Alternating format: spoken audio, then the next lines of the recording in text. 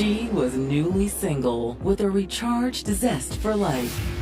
She like a ball of fire. She like to have fun. Her personality was just so magnetic that it was kind of hard to not like her.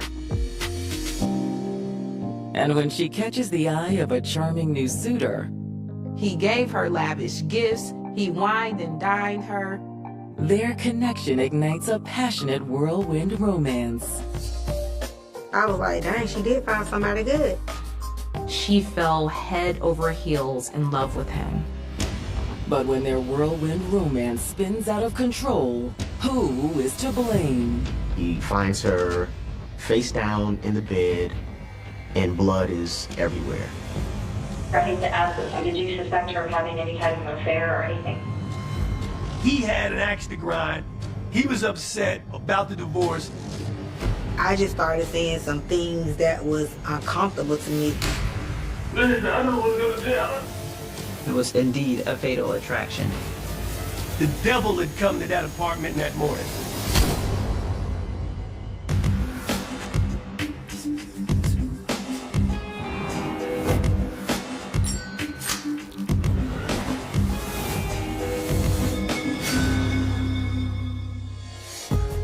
May 25th, 2010.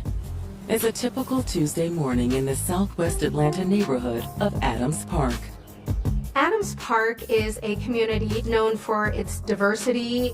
It was established in the late 1920s as a planned community for African Americans.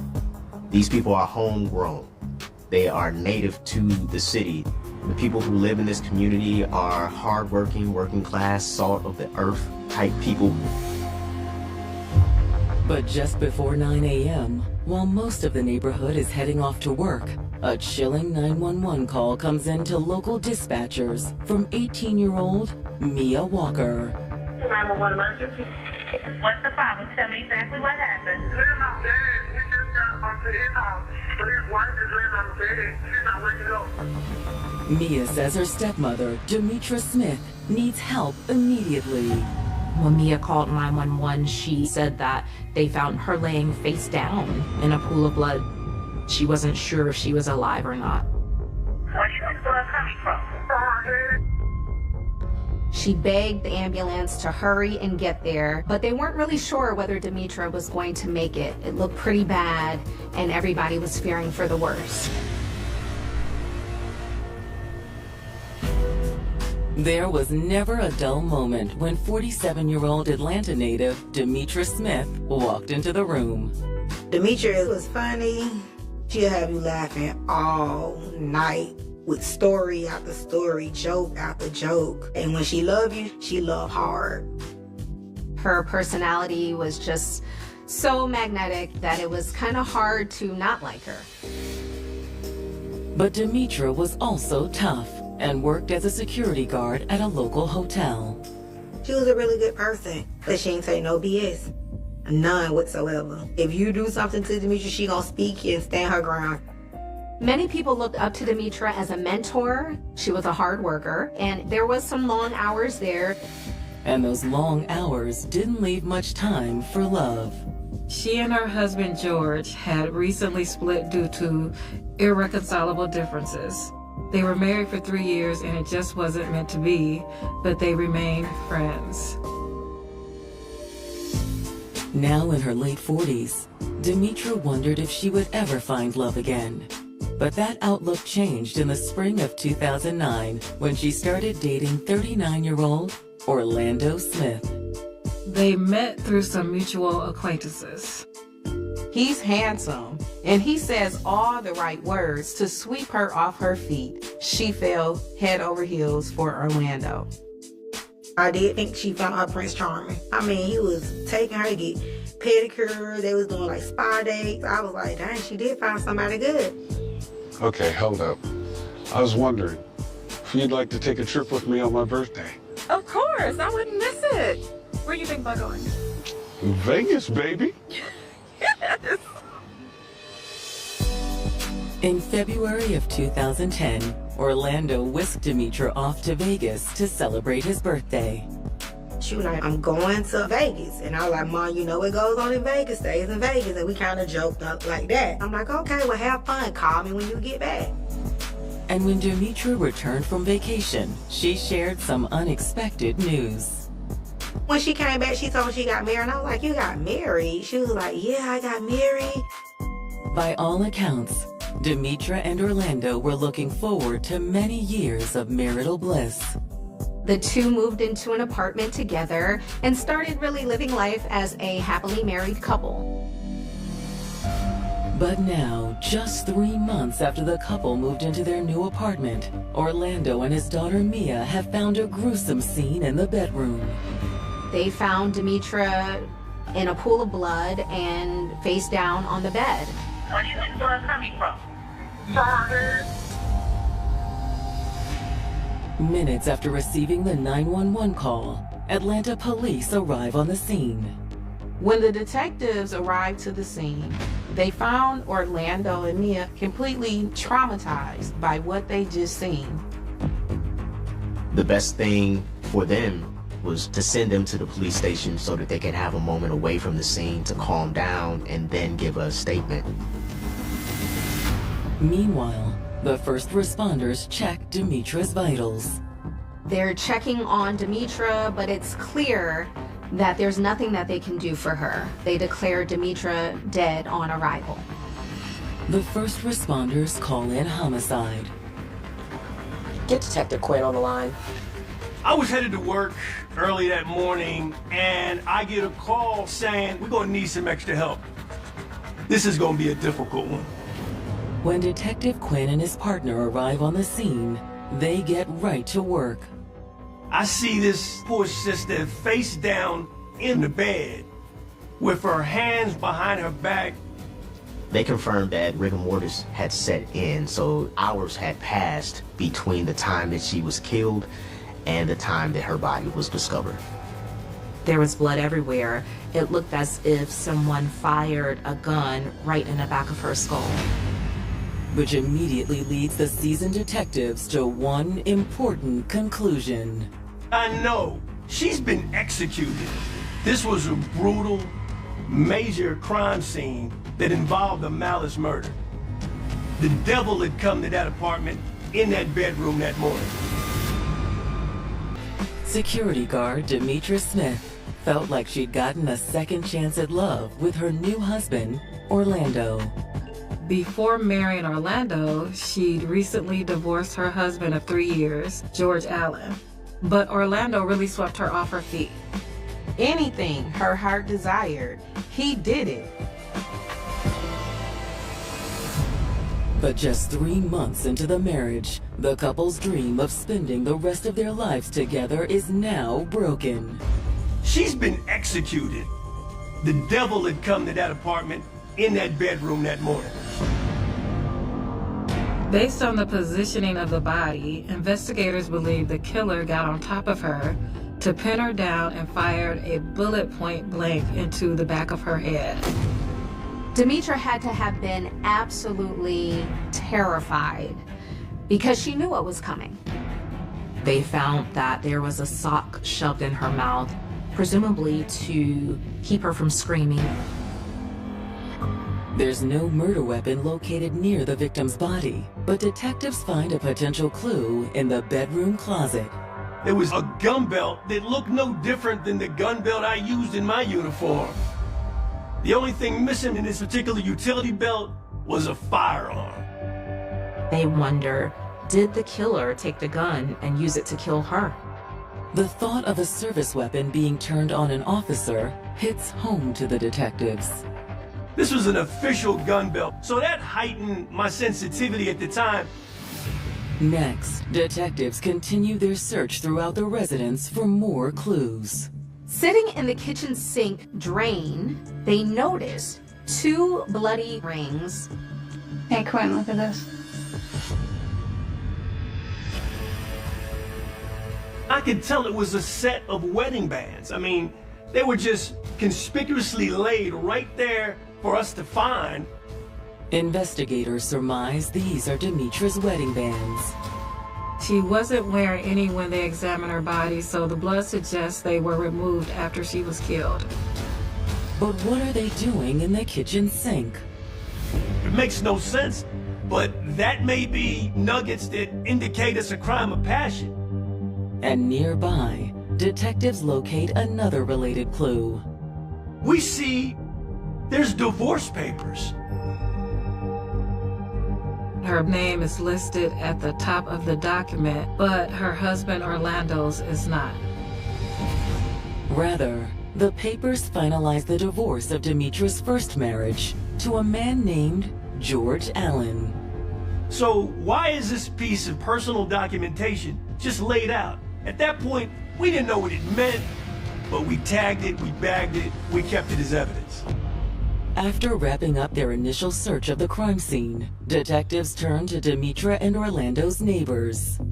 Once you've secured the scene, it's time to work out this shoe leather, try to see if the people that actually live there can give you some clues. Some neighbors report hearing what sounded like a gunshot around 2 a.m., followed by an alarm going off. After the alarm was sounding for about 30 minutes, an officer actually showed up. Oh, really? Come to find out, about 2:30 in the morning, a 911 call came in about an audible alarm going off at this particular apartment complex, at this particular apartment unit. And an officer actually responded. But what we find out is, this officer, he sees the door open and there's a dog on the inside of the apartment, and the officer elects to just make a police report and leave the scene as is and close the door. I mean, he was afraid of the dog, probably. It's a frustrating discovery for the detectives. If the officer had gone in, he may have been able to catch the killer in the act or even save her life. If you got an open door, that means your day just started and you gotta go inside and make sure that scene is safe. That didn't happen. Human error happens all the time in any investigation when you're the cops. But in speaking with the apartment complex manager, detectives uncover another important piece of information. We've been dealing with a lot of crime around here lately. There'd been a rash of burglaries in the area, and it was one apartment unit where a couple of brothers lived that were troublemakers. The brothers, Ty and Tam Jackson, have been terrorizing the neighborhood for weeks. The Jackson brothers have been responsible for about 14 robberies in that area in the recent history. They have been knocking on doors, seeing which doors are unlocked, and breaking into homes. They were always involved in stuff, pushing in doors, jiggling doors to make sure they were locked. And since Demetra's door was found unlocked, detectives wonder if this is what led to her murder. Did she catch the Jackson brothers in the act before the situation went awry? They were going to have to be found and ferreted out.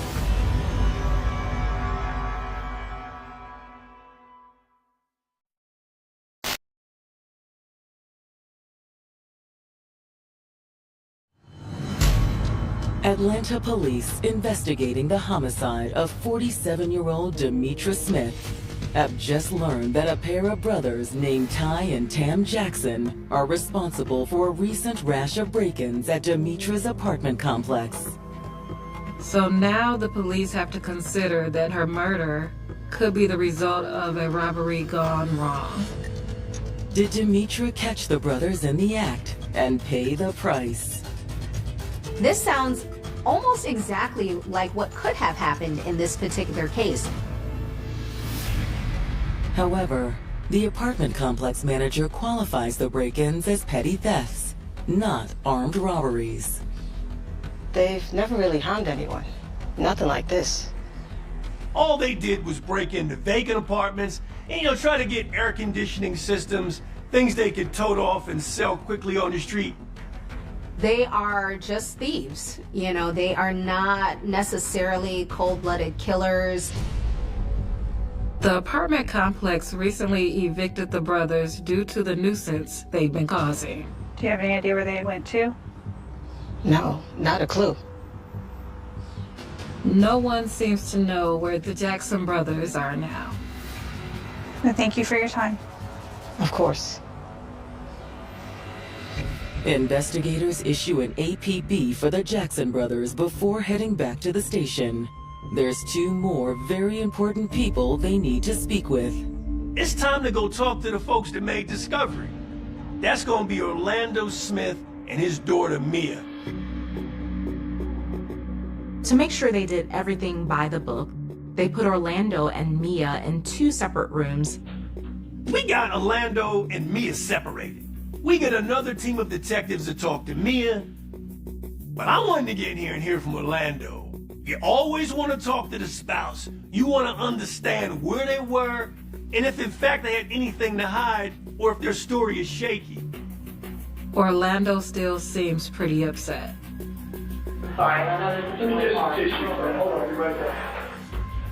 Detectives ask Orlando to take them through the last 24 hours. Where were you last night? I was at my daughter's house.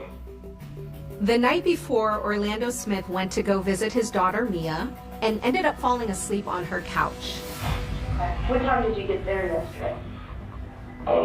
Maybe around about just after 5. Okay. Close to about 6 o'clock, around 6. All right, so you got there and you stayed there all night until this morning? Yes, with my grandbaby stayed a while, and I, fell asleep. Orlando stated that he woke up to a message from the alarm company. When he got the message that the alarm went off, that triggered him to call his wife. And when Demetra wouldn't answer her phone, Orlando became even more concerned for her safety. He woke up Mia and told her they needed to go check on Demetra. And when you got to your house this morning, can you tell me about that? My door was cracked. So I went in and I went upstairs. She was laying back down and I was over and I grabbed my left baby. I don't know, like a panic and just started hollering. And just broke down and started crying. It was like her blood down there. Orlando says that's when he instructed his daughter Mia to call 911. 911 emergency? This not bad. We just got onto his house. But his wife is laying on the bed. She's not waking up. In an adjacent interview room, another investigator is sitting down with Mia. Your stepmother had been murdered, so why would somebody want to kill her? See, that's the part, like... That's the whole point we're all at. Yeah, like, that's the part I was thinking about, like... That's when I walked holler, like, I'm shocked. Like, when I called police, I didn't even know what to say. I just seen, like, blood everywhere, and I was like, stuck. He even had to tell me to call the police, because... Right. I'm like, I don't even know what to do. When pressed for details, Mia gives the same timeline her father is providing in the room next door. So when your dad got there yesterday at 5 o'clock... Going to do like 5 going on 6. All right, somewhere between 5 and 6, he never left. No. Y'all walked in together and found her, right? Mm-hmm. She confirms he fell asleep on the couch. She confirms that he was unable to reach Demetra by phone. She confirms they both rode back to the house together to check on Demetra, and when they arrived, they found her. It sounds like they're telling the truth because they're able to confirm each other's alibis. Eager for more information, detectives in the room next door gently press Orlando about his relationship with his wife. How about you could start from the beginning, how long you've been married, how long you lived there? We just got married on my birthday. When was that? In February 20. Do you guys never have loud verbal arguments or any physical altercations together, anything like that? No. He says they were very much in love. Orlando says the last time he saw Demetra was around 4:30 p.m. the day before. She had gotten a phone call from someone and left to take the call, but he didn't know what she was talking about. But he does say that lately, prior to Demetra's passing, she had been leaving the house more and more frequently and not telling him where she was going. I hate to ask this, but I have to. Did you suspect her of having any type of affair or anything? I was told that but I really can't just be for sure. He says someone told him his wife, Demetra, was having an extramarital affair. That changed directions of the investigation immediately because now officers have someone, maybe a jilted lover, who wanted, Demetra to leave her marriage. And when asked who Demetra may have been having an affair with, Orlando offers up a theory. He starts injecting his wife's ex-husband. She actually went over to the man's house. What man? The former man? Her ex-husband. He says that he wasn't too happy about the fact that she married him. As a matter of fact, she had to divorce the first husband rather quickly in order to marry Orlando. For detectives, this revelation immediately brings to mind clues from the crime scene. The fact that there were divorce papers conspicuously laid out, and you got wedding rings inside the garbage disposal covered with blood, like you married this other man, I'm taking these rings off because you're always gonna be my wife even in death. We had to figure out if he fit in this equation. After wrapping up their interview with Orlando, detectives bring in Demetra's ex-husband, George Allen, and they'll soon discover he's an open book. Could you first tell me, a little bit about Demetra? Well, she was, she had two sides.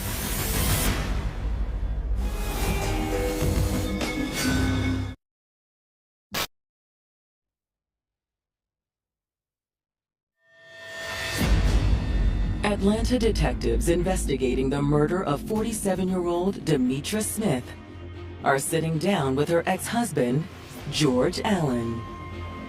According to her new husband, Orlando Smith, she may have been having an affair with George.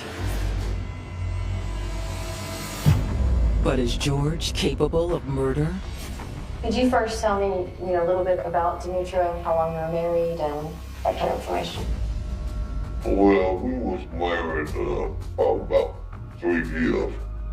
George explains that her feisty personality was not always a good fit for their marriage. Well, she had two sides of her. Demetra is like a ball of fire. She a outgoing person. She like to have fun. She got a lot of energy. He kind of like just laid back. Did you know anything about her current relationship with the man, Orlando? I couldn't tell what he looked like. George says he's never met Orlando. George doesn't seem to have a vendetta against Demetra. Still, detectives get his alibi for the night of the murder. Your hours of work are? From 6 and 12. Since Demetra's estimated time of death is 2 a.m., George's work schedule doesn't eliminate him as a suspect. It's a flimsy alibi. Detectives need more information to get to the bottom of this case, so they turn to Demetra's loved ones, including her daughter-in-law, Talisha Johnson. I started talking to the detectives, whatever needed to be done to get the case resolved. According to Talisha, it seems George's relationship with Demetra was just as amicable as he made it out to be. He signed the divorce papers when she went to go get remarried with no issues at all, so they were still real good friends. However, Talisha says the same can't be said for Demetra's relationship with Orlando Smith. When I first started going around, it was providing. I seen that she was happy. Orlando just kind of came out of the blue, swooped her up like a knight in shining armor. But Talisha explains, as time went on, Demetra began withdrawing from her family. He came in, she started pushing herself away, and I don't know why she was doing that. She just slowly, started pushing away from us. She started distancing herself from me. I started seeing a lot of control. He didn't want her to go anywhere, and he can't do things that she wanted to do. So the relationship definitely took a turn, and I would say for the worse. The truth started to become clearer that there were some pretty significant issues between them in their short marriage. I just started saying some things that was uncomfortable to me. I just don't think things is what she say it is. This storybook relationship had now turned toxic. Eventually, their arguments escalated out of control. Orlando was actually physically beating her. She had been abused by this man. Orlando always told her he was sorry, promised he would never do it again. I'm sorry. I'm sorry. Please forgive me. She was being controlled, and it's kind of crazy because when I say she don't take no BS, like she was just like mad in love. We're both tired. Maybe we should just go lay down. Yeah, come on. Let's go to bed. But deep down, Demetra knew Orlando's promises were empty. I think she began to discover that she had made a mistake. She wants to get herself out of this situation. Fed up with her abusive partner, Demetra had finally made a plan to leave him. She had gone out on her own and secretly secured a new apartment lease in an unknown location. She was doing what you're supposed to do. She was trying to get out of it. She was set to move in her new living space the day after she was killed. So bam, that's huge. Police can no longer give Orlando the benefit of the doubt, and they now know clearly that he's lying to them. His story is falling apart, and the linchpin of his story is his own daughter as his alibi. We gotta figure this out. They decide to conduct follow-up interviews with both Orlando and Mia that same day. This time, investigators decide to start with questioning Mia. Was she in fact telling us the truth? Was she giving us everything from what she believed happened in this situation? At first, Mia sticks to her story. She says he stayed the night over there, slept on a couch, and then they got up the next morning and went to the house and discovered the body. My dad had getting up like 5 or 6 o'clock in the morning so he can get ready to go to work. So right now, we're believing as a collective that Mia holds the answers. So instead of going into round 2 in the classic sense of the word, we're trying to get an interview with her, we decide to leave the room. And even though investigators step outside the room, cameras capture everything. When they're watching her on the CCTV, they notice Mia make a phone call. Like, it's crazy. Sometimes you gotta lay back and let the fish hop in the boat. Yeah, it's like I'm scared. Like, I really do know the truth. We don't even know who she's talking to, but she says something that just blows our socks off. I be ugly, like I believe my dad killed her.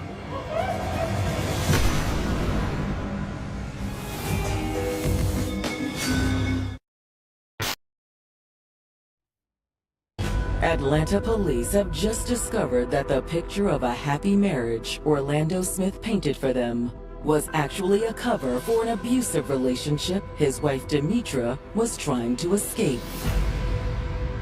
What we find in short order is that she was in the throes of a domestic holocaust. So far, Orlando has been shielded by his daughter Mia, who told detectives he was with her on the night of Demetra's murder. But now, they've caught Mia confessing otherwise.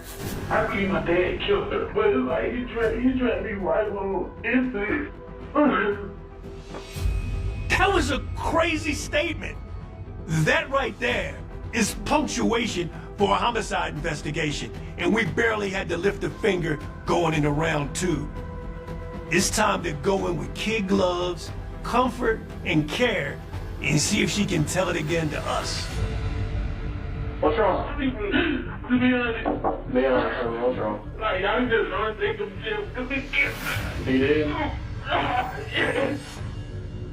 At that point, Mia can't hold it in any longer. She breaks down and tells them that she had been lying to cover up for her father all along. You gotta let her understand.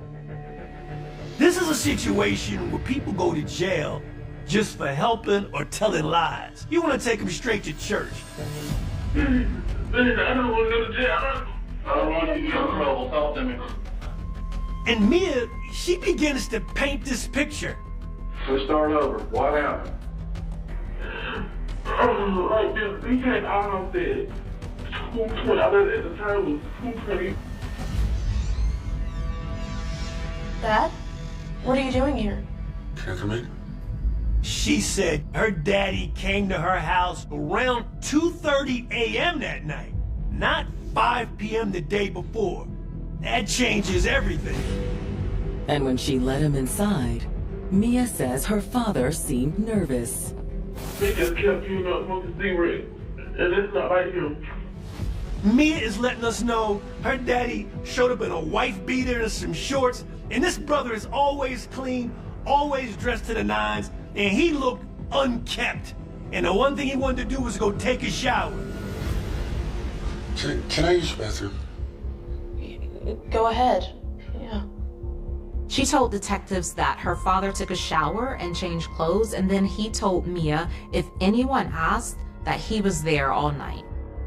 In our minds, he wanted to go wash that murder off. And that's exactly what she chronicled to us when she broke it down. And it was nothing but the truth. We believed her. Mia says around 8 a.m. the next morning, her father asked her to ride with him back over to his apartment. And along the way, he asked her for another strange favor. As they were driving to go check on Demetra, Orlando handed Mia a bag of clothes and asked her to throw it out of the window. You get out totally. On MLK right across the street from Stonestein Hill. And he was like, throw it out. Mia says that the bag her father handed her was a lot heavier than it would have been if there were only clothes inside of the bag. And immediately detectives think, could the murder weapon have been in that bag? The next step was to verify this bag of clothes was thrown out at the location she said. She brings the investigators to the cemetery, and they discover that the bag she threw out the window is still there. But they do not see the murder weapon. They feel like at some point the gun was in the bag, but someone came to remove it. Now, investigators decide it's time to confront Orlando with everything they've just learned. Now it was time to do round 2 with Orlando. And detectives go in with another clever strategy. I sat across from Orlando. First thing I said was, Orlando, tell me about your daughter. We just interviewed her. Can you count on her? Do you trust your daughter? Yes. Does she tell the truth most of the time? Yes. He was giving his daughter high marks. That's my baby. She never tells lies. She's sweet. And right then and there, we knew we had what we needed. I spoke with your daughter. She has stated that you got to her house at 2:20 in the morning. At the whole time? Around 2:20 in the morning. Not 5 o'clock yesterday. Orlando, we got timeline issues, my brother.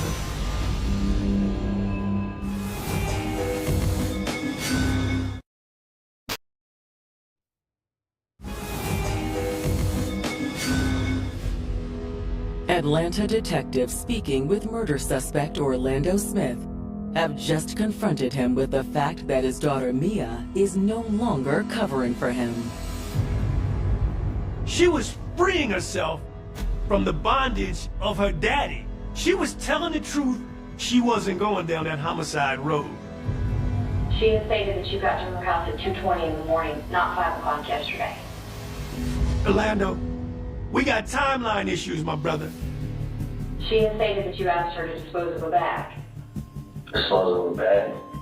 What reason would your daughter have to lie? My daughter was a bitch was like, I'm gonna tell you. But just a minute ago you told Detective Quinn that she doesn't lie.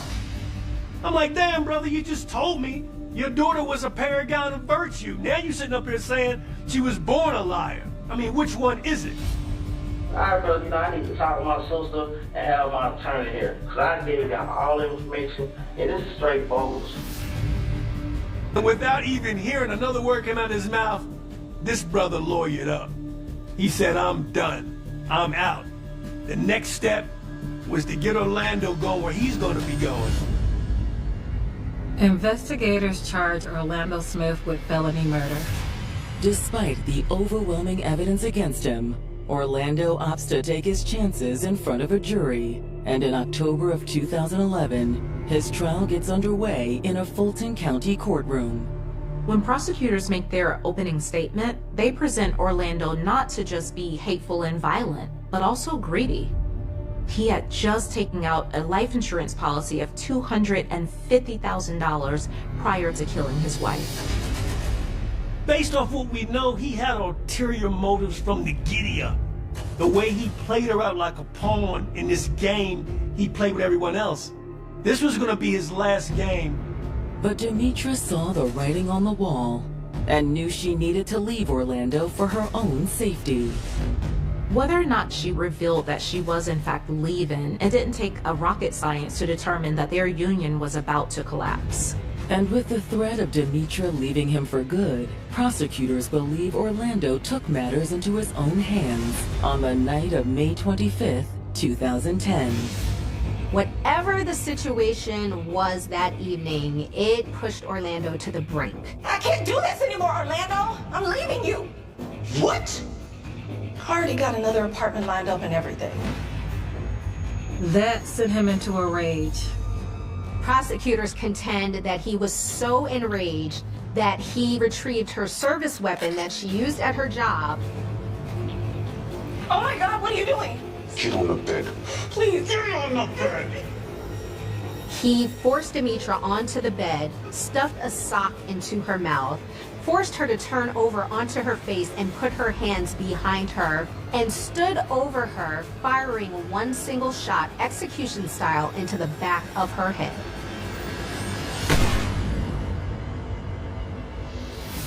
Prosecutors say once his wife was dead, Orlando staged the scene in an attempt to frame her ex-husband for the crime. He changed his clothes and removed her wedding rings. He leaves the rings in the sink and he trips the security alarm. He had hoped that the police that responded to the security system going off would have come into the house and found Demetra dead. Unfortunately, police never entered the home. After the murder, Orlando went to his daughter and asked her to say he was at her house all night long. Even though Mia didn't actually see her stepmother killed by her father, she knew when she was given that 5 p.m. timeline by her daddy that she was participating in a lie. Of course, that was her father. She loved him. She wanted to protect him, but it was eating away at her, and she finally decided to do the right thing and tell the truth. But when it's time to present his defense, Orlando's team shifts the responsibility onto Mia. He was trying to say that his daughter plotted this. You're just grasping for whatever. You know, you're willing to pin that on your daughter? It's very disturbing. And when it's Mia's turn to testify, they don't go easy on her. Orlando's plan was make her feel stupid and make her look guilty. They tore her up on the stand, even though they know she didn't do it. The defense's strategy isn't very effective. Nobody was buying it. There's absolutely no evidence to suggest Mia was the mastermind. And when the case goes to the jury, it doesn't take long to reach a verdict. They found Orlando guilty of murder and also several firearm charges. I mean, I feel good about the verdict, but before he got sentenced, I told him, I said, he need to spend the rest of his life in prison. Acknowledging the pleas of Demetra's family, the judge sentences Orlando to life in prison, plus 5 additional years for the weapons charges. He'll never see freedom again. So I was comfortable with that. While the sentence may seem just, it does nothing to heal the pain and suffering of Demetra's loved ones. His family wasn't so okay with him spending the rest of his life in prison. At least they can go visit. We can't even visit her. We have to go to the grave and visit her. This murder is just yet another example of a continuing problem of women who are just looking for love, nothing more. It was indeed a fatal attraction. After 33 years working in law enforcement, domestic violence still pulls at my heartstrings. And we're talking about a victim that tried hard to get out of that situation. All you can do is try to encourage victims to seek shelter away from this kind of pain. Use your family members and law enforcement. You gotta have that law enforcement component in order to have a fighting chance to walk out of these situations alive. On the morning of April 1st, SIL 1988, the quiet city of Fort Wayne, Indiana, was preparing for Easter weekend. Families were planning church services. Children looked forward to egg hunts. The streets carried the ordinary rhythm of a Midwestern spring, where neighbors recognized one another and front doors often remained unlocked during the day. It was the kind of place where parents believed their children could ride bicycles around the neighborhood and return home before dinner without anyone worrying. That confidence would vanish before the day was over. Before sunset, one little girl's disappearance would trigger one of Indiana's most haunting murder investigations, a cold case that would defy detectives for 3 decades before a revolution in forensic science finally exposed the man responsible. 8-year-old April Marie Tinsley lived with her family in Fort Wayne. Friends remembered her as cheerful, energetic, and curious. Like countless children her age, she enjoyed spending time outdoors, riding her bicycle, and visiting friends who lived nearby. Her neighborhood was familiar territory. The streets, sidewalks, and nearby homes formed a world that felt safe because it was filled with people she knew. Nothing about the afternoon of April 1st suggested that history was quietly moving toward tragedy. Around midday, April left home to ride her bicycle. According to the investigation, she intended to visit friends in the neighborhood. It was an ordinary activity that thousands of children repeated every day across America. There was no indication that she sensed danger. There were no reported screams, no obvious struggle witnessed by neighbors, and no immediate sign that anything unusual had happened. At some point during that afternoon, however, April disappeared. When she failed to return home, concern quickly spread through her family. At first, relatives considered the ordinary explanations familiar to every parent. Perhaps she had stayed longer with friends. Perhaps she had stopped somewhere along the way. But as the afternoon turned into evening, those possibilities became increasingly unlikely. Family members began searching nearby streets. Neighbors joined the effort. Friends checked places where children commonly gathered. Every passing minute increased the sense that something was terribly wrong. Soon, law enforcement officers became involved. The disappearance of an 8-year-old child immediately transformed into a major emergency. Police organized search efforts throughout the surrounding neighborhoods. Volunteers combed vacant lots, parks, wooded areas, and drainage ditches. If officers questioned residents door to door, they examined possible routes April might have taken. Detectives interviewed classmates, neighbors, and anyone believed to have seen her during the day. Time mattered. Investigators understood that the earliest hours following a child's disappearance often provide the greatest opportunity to locate them safely. As darkness settled over Fort Wayne, anxiety spread across the city. Parents called children indoors earlier than usual. Television and radio stations reported the disappearance. Flyers bearing April's photograph began appearing throughout the community. People who had never met the little girl suddenly found themselves searching fields, roadsides, and neighborhoods in the hope of bringing her home. The investigation expanded rapidly. Yet despite the growing number of officers and volunteers, no confirmed witness could explain exactly what had happened after April left on her bicycle. The absence of immediate answers proved deeply troubling. In many child abduction cases, investigators rely upon eyewitnesses reporting suspicious vehicles, unfamiliar individuals, or unusual activity. Here, there was no clear sequence of events. No one could definitively identify the moment the ordinary afternoon transformed into a criminal investigation. The mystery surrounding those missing hours would haunt detectives for decades. Throughout the night, search teams continued working under flashlights and vehicle headlights. Helicopters assisted where possible. Police followed every lead, regardless of how unlikely it initially appeared. Telephone lines received tips from concerned citizens. Most produced nothing useful. Some duplicated information already known. Others simply reflected a frightened community desperate to help. The uncertainty grew heavier with every unsuccessful search. Then, on April 2nd, approximately 1 day after her disappearance, the investigation took its darkest turn. A jogger discovered the body of a young girl in a rural ditch along a road in neighboring DeKalb County, roughly 20 miles east of Fort Wayne. Investigators quickly confirmed the devastating reality. The victim was April Tinsley. The discovery ended hope. It began a homicide investigation. News spread through Indiana with astonishing speed. Communities already following the search awoke to headlines no one wanted to read. An 8-year-old child who had disappeared during what should have been an ordinary afternoon had been murdered. Shock gave way to grief. Grief quickly became fear. Parents throughout northeastern Indiana questioned whether the person responsible remained nearby. Investigators immediately secured the crime scene. Every detail mattered. Crime scene technicians documented the location meticulously. Photographs were taken before anything was disturbed. Physical evidence was carefully collected using the best forensic procedures available in 1988.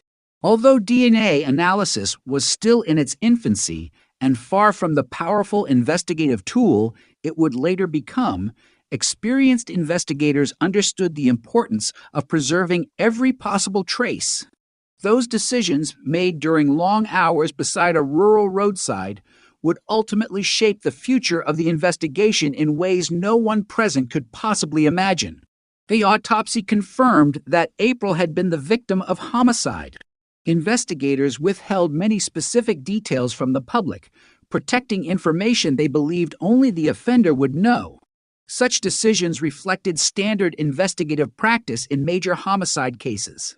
While limiting the release of certain facts, detectives hoped future confessions or witness statements could be evaluated against information unavailable through news coverage. As investigators reconstructed April's final known movements, they focused intensely on the area where she had last been seen riding her bicycle. Every residence along potential routes received police attention.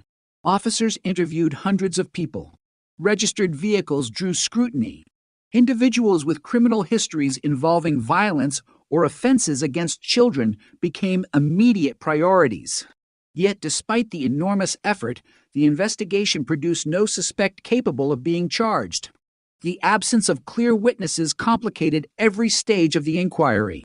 Unlike crimes committed in crowded public places, April's disappearance appeared to have occurred with astonishing speed. Someone had encountered an 8-year-old child, abducted her without attracting immediate attention, transported her away from her neighborhood, and ultimately left her body miles from where she had last been seen. That sequence suggested planning, opportunity, or both. Detectives carefully considered whether the offender had specifically targeted April or acted opportunistically. At that stage, neither possibility could be eliminated. Meanwhile, the emotional impact upon Fort Wayne continued growing. Schools addressed frightened students. Parents altered routines that had existed for years. Children who once played freely outdoors now remained under much closer supervision. Simple neighborhood activities suddenly carried new anxiety. One murder had fundamentally changed an entire community's understanding of safety. As weeks passed, investigators accumulated thousands of pages of reports. Every possible lead received attention. Tips arrived from neighboring states. Psychics contacted police claiming supernatural insight. Individuals reported suspicious strangers observed near schools or parks. Anonymous callers offered fragmented information. Most tips ultimately proved unrelated. Still, detectives pursued them because eliminating possibilities remained essential. No credible lead could be ignored. As public attention intensified, investigators appealed repeatedly for assistance. Newspaper articles featured April's smiling school photograph. Television broadcasts reconstructed the timeline. Citizens were encouraged to report even the smallest detail if it seemed unusual. Police emphasized that someone, somewhere, might unknowingly possess information capable of solving the crime. Yet the investigation continued encountering the same obstacle. There was no definitive path leading toward the offender. Months gradually passed. Evidence filled storage rooms. Interview transcripts multiplied. Maps covered with handwritten notes documented countless investigative efforts. Experienced detectives refused to surrender. They believed every homicide left evidence. Every offender made mistakes. The challenge lay in discovering which overlooked detail might eventually reveal the truth. Unknown to everyone involved, one chilling development would soon convince investigators they were confronting someone willing not only to kill a child, but also to taunt an entire community. The murder itself had already devastated Fort Wayne. What happened next would transform fear into something even darker. The offender was not finished communicating. He intended to remind investigators, parents, and every frightened family that he was still watching. And with a few handwritten words left in places where children played, the mystery surrounding April Tinsley's murder would enter an even more terrifying Chapter 1 that would leave Indiana searching for a faceless predator whose identity would remain hidden for another 30 years. The discovery of April Tinsley's body had already shaken northeastern Indiana to its core. But investigators soon realized they were confronting an offender whose actions extended far beyond the murder itself. This was not someone who intended to disappear quietly into anonymity. In the weeks that followed, a series of deeply disturbing messages began appearing in public places, transforming an already heartbreaking homicide into one of the most chilling investigations in Indiana history. The crime was no longer simply about identifying a killer. It became a psychological battle between law enforcement and an unknown predator who appeared determined to spread fear throughout an entire community. Only a short time after April's murder, residents began noticing handwritten notes left in locations where children regularly gathered. Some were attached to bicycle paths. Others appeared near schools or public areas frequented by families. The messages immediately drew investigators' attention because they referenced April Tinsley's murder in ways that strongly suggested knowledge unavailable to the general public. Detectives quickly secured every note as potential evidence. The content was deeply unsettling. The writer mocked investigators. He referred to April directly. He implied responsibility for the crime. Even more disturbing, the messages suggested that he remained interested in children. For experienced homicide detectives, the letters represented far more than anonymous vandalism. They appeared to be deliberate communications from the offender himself. Each note was photographed, carefully preserved, and submitted for forensic examination. Handwriting specialists analyzed every letter. Investigators searched for fingerprints, paper composition, ink characteristics, and linguistic patterns all became subjects of detailed study. Every physical detail offered a possible avenue toward identification. Unfortunately, forensic technology in 1988 remained limited compared to the capabilities available decades later. The notes provided valuable behavioral evidence, but they failed to reveal the author's identity. The psychological implications, however, were impossible to ignore. Criminal profilers consulted by investigators explained that offenders who communicate after violent crimes often seek attention, control, or emotional gratification. By placing handwritten messages in public areas, the writer demonstrated confidence. He believed he could approach locations where families gathered without attracting suspicion. He believed he remained invisible. Perhaps most disturbing of all, he appeared to enjoy reminding the community that he was still free. Fear spread rapidly across Fort Wayne and surrounding communities. Parents altered daily routines almost overnight.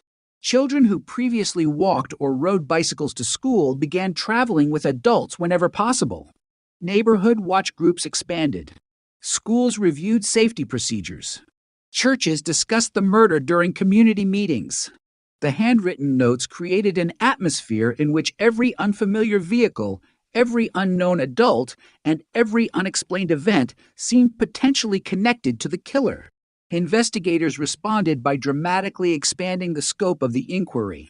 The notes themselves became major crime scenes. Officers canvassed surrounding neighborhoods each time a message appeared. Residents were questioned regarding suspicious individuals. Businesses reviewed available records. Detectives asked whether anyone had observed a person lingering near the locations before the notes were discovered. Again and again, the investigation encountered the same frustrating reality. Someone had managed to leave the messages without attracting meaningful attention. The writer appeared disciplined. He selected locations strategically. He avoided obvious surveillance. He vanished before anyone realized what had happened. Behavioral analysts studying the letters noted several recurring characteristics. The language reflected arrogance. The writer appeared convinced he possessed intellectual superiority over investigators. He seemed fascinated by public reaction. Rather than expressing remorse, the messages conveyed manipulation and intimidation. Such behavior suggested an offender deriving satisfaction not only from the original crime, but also from the continuing emotional impact upon the community. The murder had ended one child's life. The letters prolonged fear for thousands of others. As weeks turned into months, investigators examined every possible connection. Known sex offenders were interviewed. Individuals previously accused of crimes against children underwent renewed scrutiny. Handwriting samples were collected from numerous persons of interest when legally appropriate. Some suspects appeared promising initially. Each ultimately failed to match the available evidence. The investigation steadily expanded beyond Fort Wayne. Because the body had been discovered in DeKalb County, authorities from multiple jurisdictions worked together throughout the inquiry.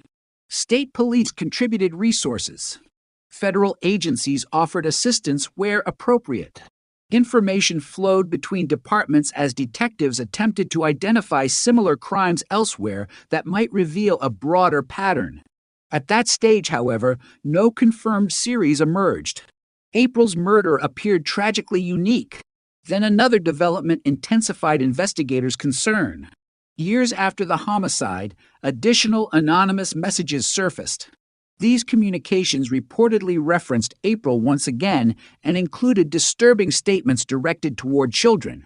Although separated from the original crime by time, they reinforced investigators' belief that the offender remained deeply invested in controlling public attention.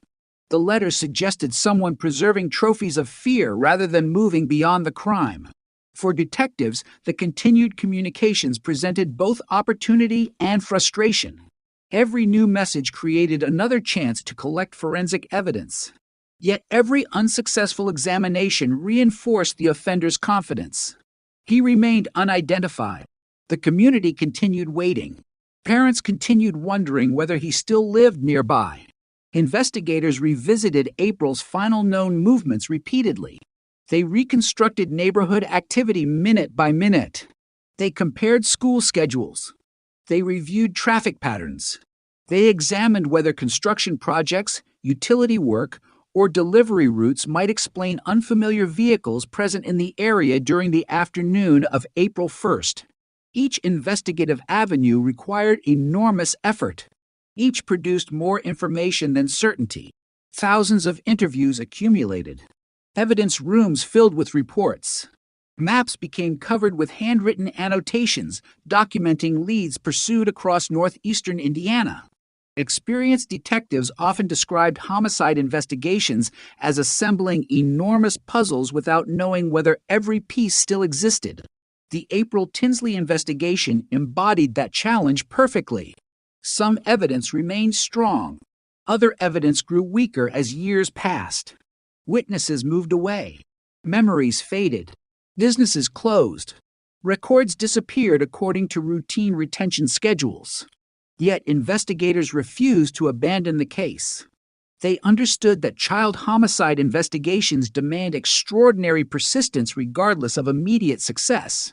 Meanwhile, April's family endured unimaginable grief under constant public attention. Every anniversary brought renewed media coverage. Every newly discovered letter reopened emotional wounds. The family's loss became intertwined with one of Indiana's most recognizable unsolved murders. While investigators searched for evidence, relatives faced the far more personal challenge of living each day without answers. Their determination to keep April's memory alive helped ensure the investigation never completely disappeared from public consciousness.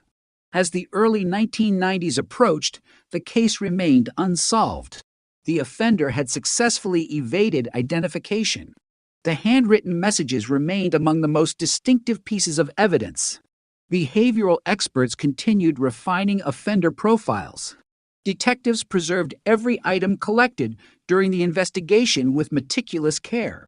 Some believed scientific advances might eventually unlock evidence impossible to interpret using contemporary methods. At the time, however, such optimism rested more upon hope than certainty. DNA profiling was gradually becoming more important within criminal investigations, but its practical applications remained limited compared with later decades. No one could accurately predict how dramatically forensic science would evolve. What investigators did know was this: the offender had touched objects. He had written letters. He had left physical traces somewhere. Whether those traces could ever identify him remained unknown. Still, experienced detectives insisted on preserving everything. Evidence bags remained sealed. Biological samples stayed protected. Documents were carefully cataloged. Every item entered storage according to strict procedures. Some younger officers questioned why detectives devoted such attention to evidence that seemed unlikely ever to produce answers. Veteran investigators offered the same response. Science changes. Evidence should outlive technology. That philosophy would eventually become one of the defining reasons the April Tinsley investigation reached a successful conclusion decades later. For the families living through the early years of the case, however, none of that future existed yet. Only uncertainty remained. Every unknown man passing a school, every vehicle slowing near children, every anonymous letter arriving unexpectedly. Each reminded northeastern Indiana that somewhere nearby, a child killer had not only escaped justice, but had demonstrated the confidence to communicate openly with the very community searching for him. The silence surrounding his identity grew heavier with every passing year. Yet hidden inside carefully preserved evidence stored quietly in police facilities while technology slowly advanced lay microscopic clues that neither investigators nor the offender fully understood. One day, those invisible traces would begin speaking with a certainty no handwritten message could ever silence. Years passed, but the fear created by April Tinsley's murder refused to disappear. What had begun as a frantic search for an abducted 8-year-old slowly transformed into one of Indiana's most haunting cold cases. Newspapers no longer carried daily headlines. Television crews eventually left Fort Wayne. The search parties dissolved. Yet for detectives assigned to the investigation, the case never truly ended. Every anniversary served as a reminder that somewhere, an unidentified child murderer continued living an ordinary life while April's family endured another year without answers. The investigation had entered its most difficult phase not because detectives lacked determination, but because time itself had become the greatest obstacle. Throughout the late 1980s and into the 1990s, investigators continued receiving tips from the public. Some callers believed they recognized the handwriting from the anonymous notes. Others reported suspicious neighbors whose behavior seemed unusual after April's murder. Former classmates identified adults who had once made them uncomfortable. Individuals contacted police after seeing media coverage, convinced they had finally remembered something important. Every lead was documented. Every credible allegation received attention. Detectives understood that cold cases are often solved because someone eventually recalls a forgotten detail. Unfortunately, each promising lead eventually reached the same conclusion. There was insufficient evidence connecting any suspect to April's murder. The handwritten messages remained among the most disturbing pieces of evidence. Investigators revisited them repeatedly. Handwriting experts performed additional comparisons as new suspects emerged. Linguists examined vocabulary, sentence structure, spelling habits, and phrasing. Behavioral specialists studied the emotional tone of the letters, hoping the author's language might reveal educational background, personality traits, or occupational habits. The notes suggested an individual who enjoyed intimidation, someone who wanted the community to remember the crime, someone who believed he remained untouchable. Yet psychological insight alone could not identify a name. The letters painted a portrait of behavior. They did not reveal the writer. Meanwhile, advances in forensic science slowly began changing homicide investigations across the United States. During the late 1980s, DNA analysis was still relatively new and available only in limited circumstances. By the early 1990s, however, laboratories were gradually expanding their ability to analyze biological evidence collected from crime scenes. Detectives assigned to the April Tinsley case watched these developments closely. They knew physical evidence had been preserved carefully from the beginning of the investigation. The question was whether the available technology had advanced enough to extract meaningful information. Evidence from the case was submitted for additional forensic review whenever scientific improvements justified re-examination. Laboratory specialists worked patiently. Techniques improved. Sensitivity increased. Methods became more reliable. Eventually, investigators succeeded in developing a DNA profile believed to belong to the unknown offender. For the first time since April's murder, detectives possessed something uniquely identifying. Not a witness description, not a behavioral theory, not anonymous letters, a genetic profile. The discovery represented an extraordinary breakthrough, but it also introduced a new frustration. The profile belonged to someone whose identity remained unknown. Investigators compared the DNA against available criminal databases. No match appeared. At first, detectives considered that result surprising. Given the violent nature of the crime, many assumed the offender might eventually commit additional crimes resulting in arrest and DNA collection. Yet years passed without a match. The database expanded steadily as states adopted broader DNA collection laws. Still nothing. The absence of a match suggested several possibilities. The offender might never have been arrested for a qualifying offense. He might have died. He might have left Indiana. Or he might simply have avoided detection altogether. Whatever the explanation, DNA had confirmed one crucial fact. The evidence belonged to a real person. Science had preserved his identity even if investigators could not yet place a name beside it. The investigation entered a strange new era. Detectives now knew far more about the offender biologically than they did personally. They possessed his genetic signature, yet they had no confirmed photograph, no verified address, no employment history, no known associates. It was as though science had revealed the outline of an invisible man. As technology continued evolving through the late 1990s and early 2000s, cold case investigations nationwide experienced renewed optimism. The DNA exonerated wrongfully convicted individuals. Long unsolved murders reached successful conclusions. Investigators who had nearly abandoned hope reopened historical evidence. The April Tinsley case remained among those receiving periodic forensic review. Each improvement in laboratory capability prompted another careful examination of preserved evidence. Every analysis confirmed the same result. The offender's DNA remained available. The identity remained hidden. At the same time, detectives refused to rely exclusively upon science. Traditional investigative work continued. Known offenders living in northeastern Indiana underwent renewed scrutiny. Detectives reviewed employment records, property ownership histories, military service documents, and historical addresses. Investigators examined whether individuals living near April's neighborhood in 1988 had later relocated following the murder. Old interviews were reread. Witness statements received fresh interpretation through the perspective gained from decades of investigative experience. Sometimes details overlooked during active investigations become significant only years later. Cold case detectives understand that historical context often changes the meaning of evidence. Despite enormous effort, certainty remained elusive. The investigation also benefited from the growing public interest in unsolved crimes. Television programs featuring cold cases highlighted April's murder.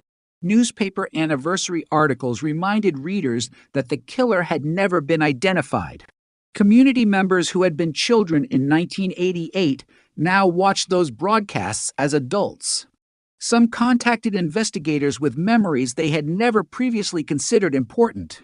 Others volunteered information regarding suspicious encounters from decades earlier. Although most new tips ultimately proved unrelated, detectives welcomed every opportunity. A single overlooked detail can transform an investigation. The emotional burden carried by April's family remained constant throughout these years. Every birthday became another painful reminder. Every Easter season returned memories of the weekend when everything changed. The media interviews reflected both grief and determination. The family consistently expressed hope that one day science would accomplish what conventional investigation had not. Their belief in the value of preserving evidence mirrored the philosophy held by many detectives who continued working the case. By the early 2000s, forensic laboratories possessed capabilities unimaginable when April disappeared. DNA profiling had become an indispensable investigative tool. National databases contained millions of genetic profiles. Computer systems dramatically accelerated comparisons once requiring months of manual work.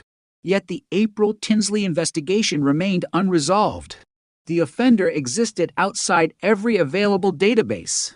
The invisible barrier separating detectives from the killer appeared as solid as ever. But still, something important had changed. Unlike the earliest years of the investigation, law enforcement no longer depended solely upon eyewitnesses or confessions. The offender had unknowingly left behind a permanent biological witness. Unlike memory, DNA does not fade. Unlike eyewitness testimony, genetics does not become uncertain with age. The evidence waited patiently. Detectives increasingly believed the solution might not come from another interview or anonymous telephone tip. It might arrive through scientific methods not yet fully developed. That belief became stronger as entirely new investigative concepts emerged within forensic research. Among the most promising was a revolutionary idea few investigators initially understood. Instead of asking whether the offender's DNA matched someone already known to police, what if the DNA could identify relatives instead? What if distant family connections, preserved through inherited genetics and documented across generations, could guide detectives towards someone who had never been arrested? The concept sounded almost unbelievable. Many investigators viewed it with cautious curiosity. Others wondered whether it would ever become practical. At that moment, it remained largely experimental. But within only a few years, forensic genetic genealogy would transform cold case investigations across America. The breakthrough would first capture worldwide attention in another notorious investigation, the Golden State Killer case. When detectives working April Tinsley's murder watched that extraordinary success unfold in 2018, they realized something profound. The scientific revolution that had finally identified one predator after decades of silence might also expose the man who had murdered 8-year-old April on an ordinary spring afternoon in Indiana 30 years earlier. For the first time in decades, the investigation no longer felt trapped by the past. It was beginning to move toward the future.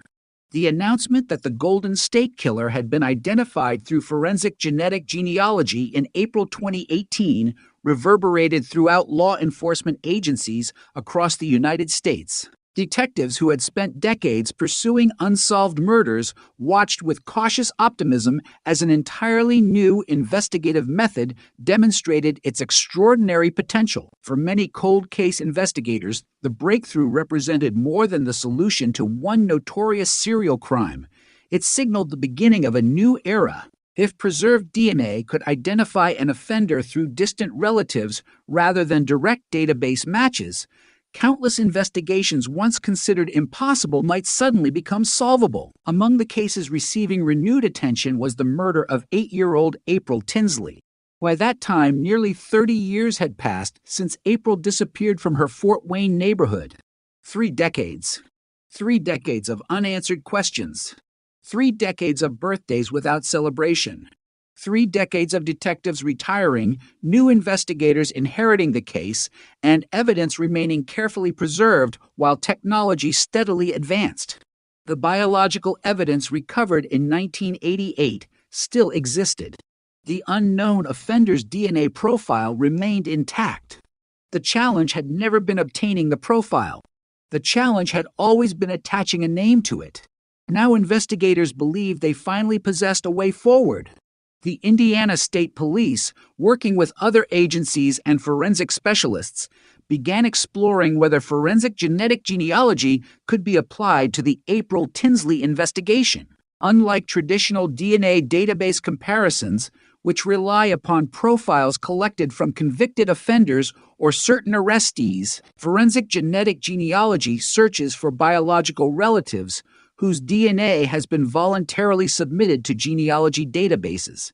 Even distant family connections can provide investigators with valuable clues. From those relationships, genealogists reconstruct extensive family trees, gradually narrowing possible candidates until investigators identify individuals whose age, location, and circumstances fit the evidence. The process required patience. It was not a computer instantly producing one perfect answer. Instead, it resembled historical research combined with forensic science. Every branch of a family tree demanded careful verification. Birth records, marriage certificates, obituaries, military service documents, property records, census information, public archives. Each document became another piece of an enormous puzzle extending across generations. Professional genealogists traced relatives who had likely never imagined their family history might someday contribute to solving a child murder committed decades earlier. Meanwhile, detectives reviewed every historical fact surrounding April's case with renewed intensity. The offender had abducted a child from Fort Wayne. He transported her to DeKalb County. He left handwritten messages after the murder. He remained unidentified despite years of investigation. These established facts provided essential context as genealogical analysis gradually reduced the number of possible individuals. As investigators worked quietly behind the scenes, the public knew almost nothing about the renewed momentum. Unlike highly publicized investigations seeking witnesses, forensic genealogy required discretion. Premature publicity could alert potential suspects. Detectives deliberately avoided revealing operational details. The silence contrasted sharply with the growing excitement inside investigative offices. For the first time in years, evidence was producing new leads rather than simply confirming old conclusions. Family trees gradually narrowed. Potential candidates emerged. Many were eliminated after further investigation. Others required additional scrutiny. The process demanded extraordinary precision because a mistaken identification could jeopardize both the investigation and future prosecution. Eventually, genealogical research directed investigators toward one individual. His name was John D. Miller. Born in 1957, Miller had lived in northeastern Indiana during the period relevant to the investigation. He was not a nationally known criminal. He had never become a prominent suspect during the original inquiry. Most importantly, His DNA profile did not exist in the law enforcement databases previously searched. That explained why decades of conventional forensic comparisons had failed. Detectives immediately understood that genealogy alone could not establish guilt.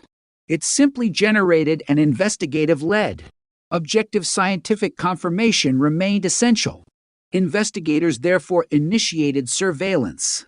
The operation unfolded carefully. Officers observed Miller's daily routines. They monitored his movements. The goal was simple: obtain a discarded item capable of providing DNA without alerting the suspect. Such investigative techniques had been employed successfully in numerous criminal investigations involving biological evidence. Eventually, detectives recovered an item that Miller had discarded. The object was submitted for laboratory analysis. Scientists extracted DNA. Then came the comparison. The unknown profile preserved from April Tinsley's murder. The newly obtained sample from John D. Miller. Laboratory personnel performed the analysis according to rigorous forensic standards. The result was unequivocal. The DNA matched. After nearly 30 years, investigators finally knew the identity of the man whose biological evidence had remained silent inside police evidence rooms since 1988. The breakthrough represented one of the most significant moments in Indiana criminal history. Yet detectives remained disciplined. Scientific confirmation established probable cause. The investigation still required a carefully executed arrest and legally sound prosecution. On July 15, 2018, Indiana State Police arrested John D. Miller outside the grocery distribution center where he worked in Grabille, Indiana. The arrest occurred without dramatic confrontation. Co-workers reportedly watched in confusion as officers took the 60-year-old man into custody.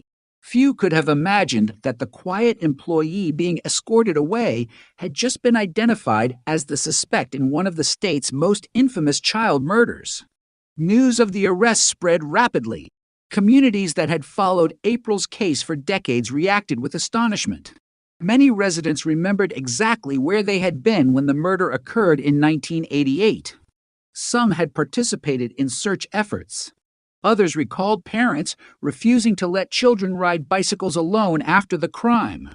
Now, 30 years later, headlines announced that DNA had finally identified the alleged killer. The emotional response reached far beyond Indiana. Across the United States, investigators working unsolved murders recognized the extraordinary implications. Another decades-old cold case had fallen because forensic genetic genealogy succeeded where every previous investigative method had failed.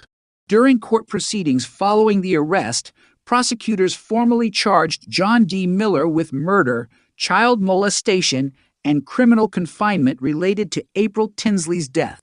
The charges reflected both the forensic evidence and decades of investigative work preserved by successive generations of detectives. Officials also revealed that the handwritten messages left after the murder had played an important role throughout the investigation. Although the notes had failed to identify the offender initially, they became powerful corroborating evidence when viewed alongside DNA and other investigative findings. For April's family, the arrest marked the end of 30 years of uncertainty. No announcement could erase the pain of losing an 8-year-old child. No courtroom could restore the life interrupted in 1988. But one burden finally disappeared. The unknown had become known. The question haunting the family for 3 decades, who did this, finally had an answer supported by science. Investigators later reflected that the case illustrated the extraordinary importance of preserving evidence regardless of existing technological limitations. The biological material collected in 1988 had remained scientifically useful because crime scene personnel handled it with professionalism long before anyone imagined forensic genetic genealogy. Those early decisions proved invaluable. Without preserved DNA, the revolutionary investigative method introduced decades later could never have succeeded. The arrest of John D. Miller also reinforced another enduring lesson. Cold cases are not necessarily dead cases. Sometimes the missing element is neither determination nor evidence. Sometimes it is simply time. Time for science to advance. Time for new investigative ideas to emerge.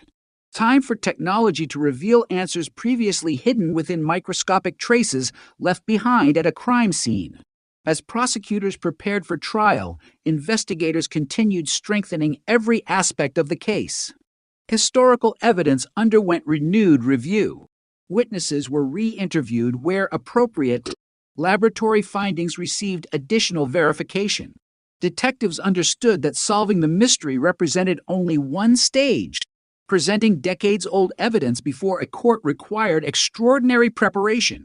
Every document, every chain of custody record, every forensic procedure, every investigative decision made since 1988 would now face legal scrutiny. The pursuit of truth had entered its final phase. And after 30 years of silence, the evidence was finally ready to tell its complete story. For nearly 30 years, the name John D. Miller had meant nothing to investigators working the April Tinsley case. He had lived an outwardly ordinary life in northeastern Indiana, working steadily and blending into the routines of everyday society. While detectives revisited evidence, interviewed witnesses, and searched for a faceless predator, Miller remained outside the investigation because there had been no direct path leading to him. He had never been identified through eyewitness testimony. His DNA was absent from law enforcement databases. He had avoided the circumstances that might have exposed him through conventional investigative methods. The very fact that he appeared unremarkable became one of the reasons he escaped detection for so many years. That anonymity ended forever in July 2018, when forensic genetic genealogy connected preserved biological evidence from 1988 directly to him. The arrest sent shockwaves throughout Indiana. Residents who had followed April Tinsley's case for decades struggled to understand how the suspect had remained hidden in plain sight. Co-workers described surprise. The neighbors expressed disbelief. Many asked the same question investigators had considered for years. How could someone allegedly responsible for such a horrific crime live an apparently ordinary life for 3 decades without attracting attention? Experienced detectives offered a familiar answer. Many violent offenders do not fit popular stereotypes. Some maintain employment. Some develop routines that appear completely ordinary. Some avoid additional crimes that would expose them to law enforcement. Criminal investigations depend upon evidence rather than appearances. The April Tinsley case demonstrated that reality once again. Following Miller's arrest, investigators executed search warrants connected to the case. Every legally authorized search aimed to recover additional evidence capable of strengthening the prosecution. Although many details remained protected because of the pending criminal proceedings, detectives emphasized that the investigation extended well beyond DNA alone. Historical evidence collected over 3 decades received renewed examination. Investigative timelines were reconstructed with extraordinary precision. The handwritten messages left after April's murder also became increasingly significant. During the original investigation, those notes had terrified an entire community. Now they offered prosecutors another opportunity to demonstrate the continuing behavior of the individual responsible. Forensic document specialists compared the anonymous writings with known samples obtained during the investigation. While DNA remained the cornerstone of the identification, every additional piece of corroborating evidence increased the overall strength of the case. Behavioral analysts also revisited their original assessments. Looking backward through the lens of an identified suspect, investigators observed striking consistency between the offender's post-crime communications and the psychological characteristics they had recognized decades earlier. The anonymous writer had displayed arrogance. He sought attention. He attempted to manipulate investigators. He appeared confident that he could communicate publicly without consequence. Those observations, developed long before John Miller's identity became known, now aligned with the evidence assembled during the renewed investigation. The announcement of the arrest also generated enormous national attention because it followed closely behind another groundbreaking cold case success. Only months earlier, investigators had identified the Golden State Killer through forensic genetic genealogy. Now, another decades-old child murder had been solved using similar scientific principles. Law enforcement agencies across the country recognized a historic shift.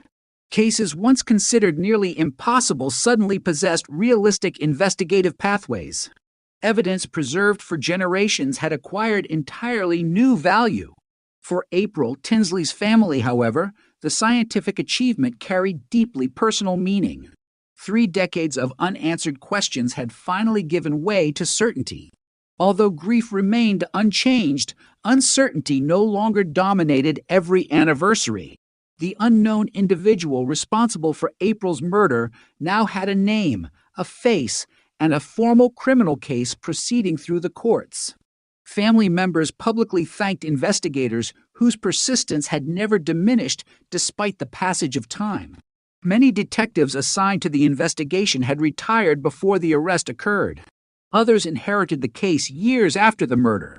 Together, their combined efforts represented one of the defining characteristics of the investigation. Justice had become an intergenerational pursuit. One group of investigators collected evidence. Another preserved it. Another embraced emerging forensic science. Another finally identified the suspect. No single detective solved the case alone. Every generation contributed essential work. As court proceedings advanced, prosecutors carefully prepared to present evidence spanning 30 years. Historical investigations create unique legal challenges. Witnesses age. Records must remain authenticated. Evidence chains require complete documentation. Laboratory methods evolved. Defense attorneys naturally examine every stage of the investigative process. Prosecutors therefore reviewed decades of reports with extraordinary care, ensuring every forensic procedure and evidentiary decision could withstand judicial scrutiny. The DNA evidence remained central. Investigators explained that the biological profile developed from evidence collected in 1988 matched DNA obtained from John D. Miller following genealogical identification and subsequent investigation. The scientific conclusion rested upon established forensic procedures rather than speculation. Equally important, detectives emphasized that genealogy itself did not establish guilt. It merely directed investigators toward a potential suspect. The actual evidentiary foundation remained the direct forensic DNA comparison performed according to accepted laboratory standards. This distinction became increasingly important as public discussion surrounding forensic genetic genealogy expanded. Many people misunderstood the investigative process. Some believed genealogy alone identified criminals. In reality, genealogy functions as an investigative lead. Traditional police work and independently verified forensic testing remain essential before criminal charges proceed. The April Tinsley investigation became one of the clearest public examples illustrating that process. Investigators first identified possible relatives through genealogy. They narrowed family trees. They focused on John Miller. They conducted surveillance. They lawfully obtained discarded DNA. Only then did laboratory scientists perform the comparison establishing the match. Every step required careful legal and scientific oversight. Meanwhile, the community reflected upon how profoundly one crime had changed local history. Parents who raised children during the late 1980s remembered strict rules introduced after April's murder. Many recalled refusing to let children ride bicycles alone. Schools strengthened safety education. Neighborhoods organized informal watch groups. Simple freedoms once taken for granted disappeared almost overnight. An entire generation grew up shaped by the fear created during those weeks in 1988.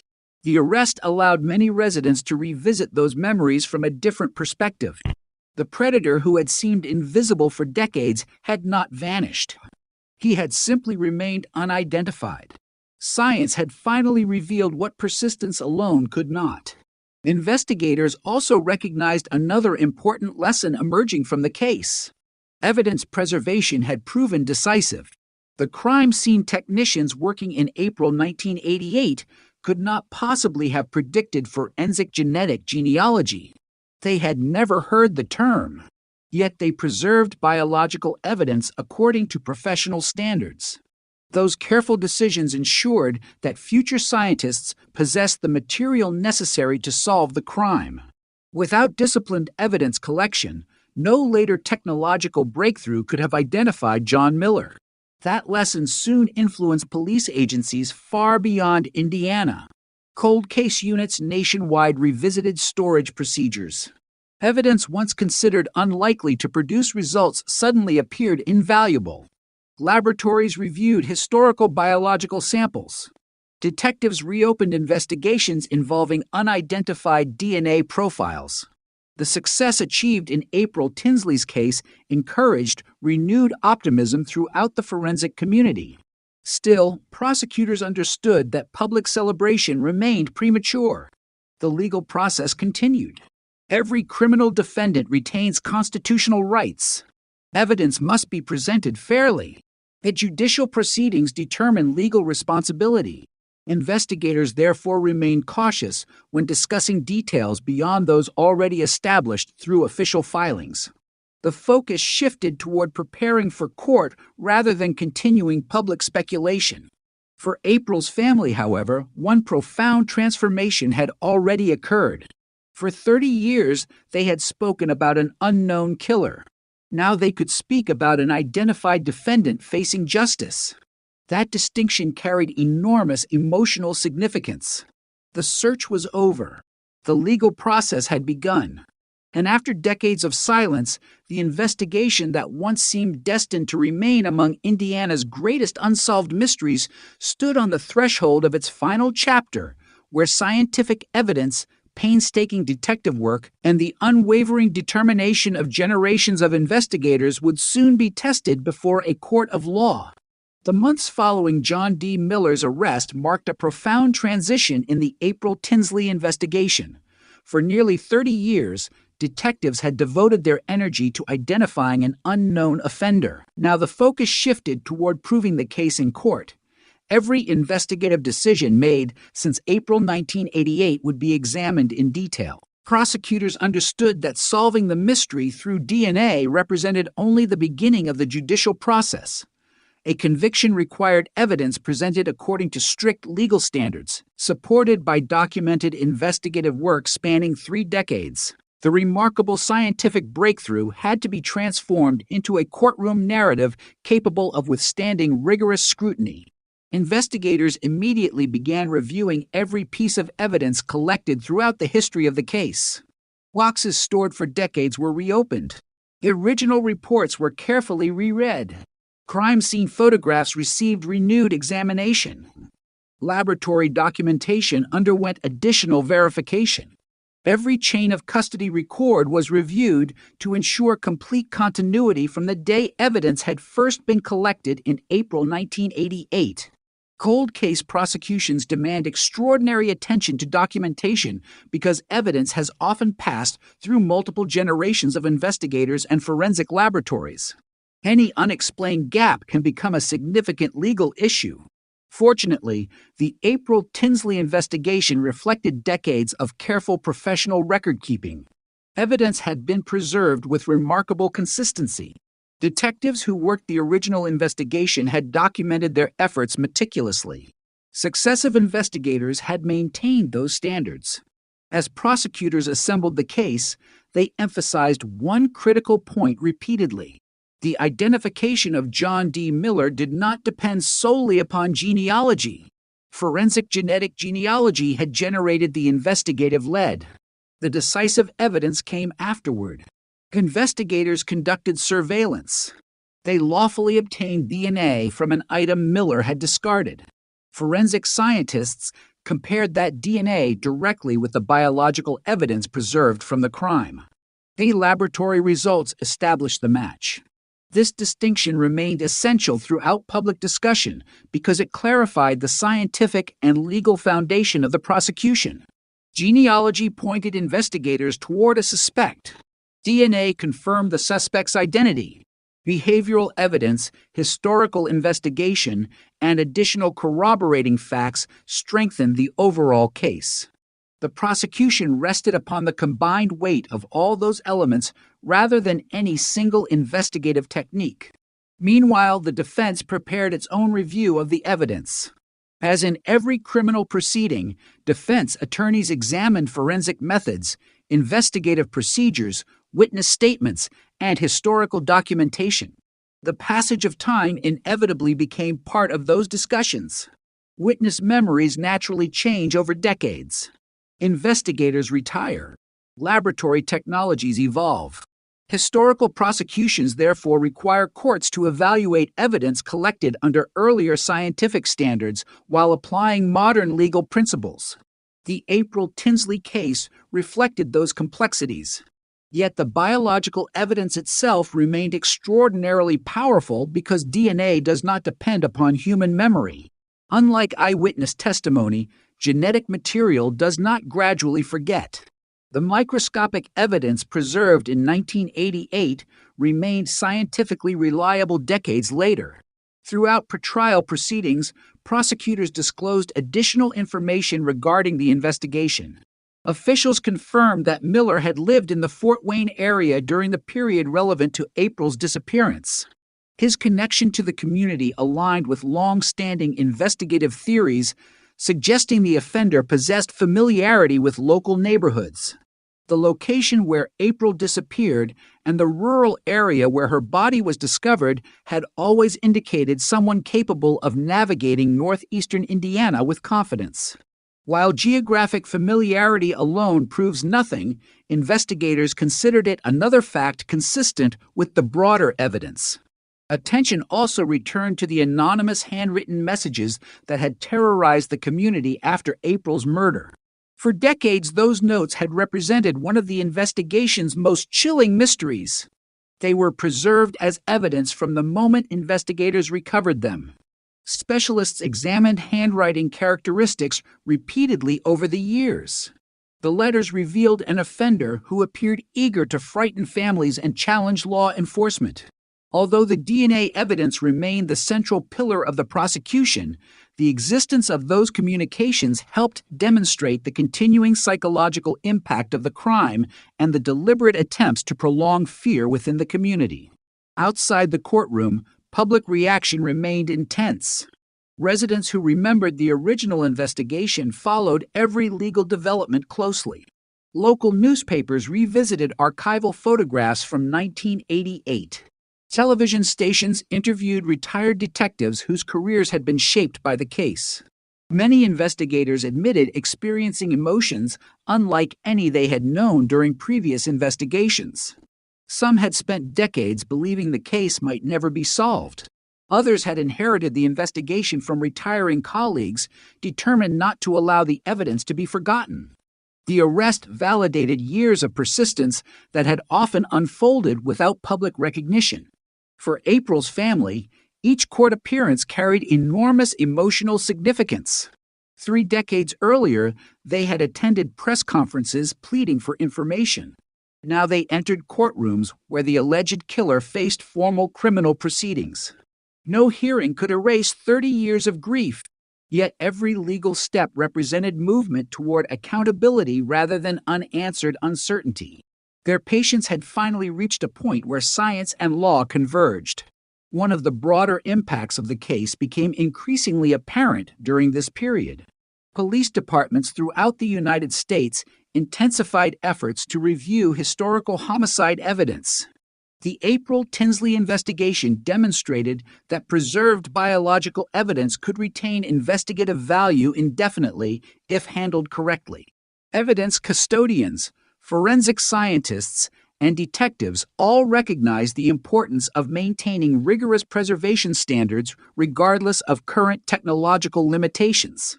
Today's unanswered evidence might become tomorrow's decisive proof. The case therefore influenced far more than one prosecution. It reinforced professional practices affecting countless future investigations.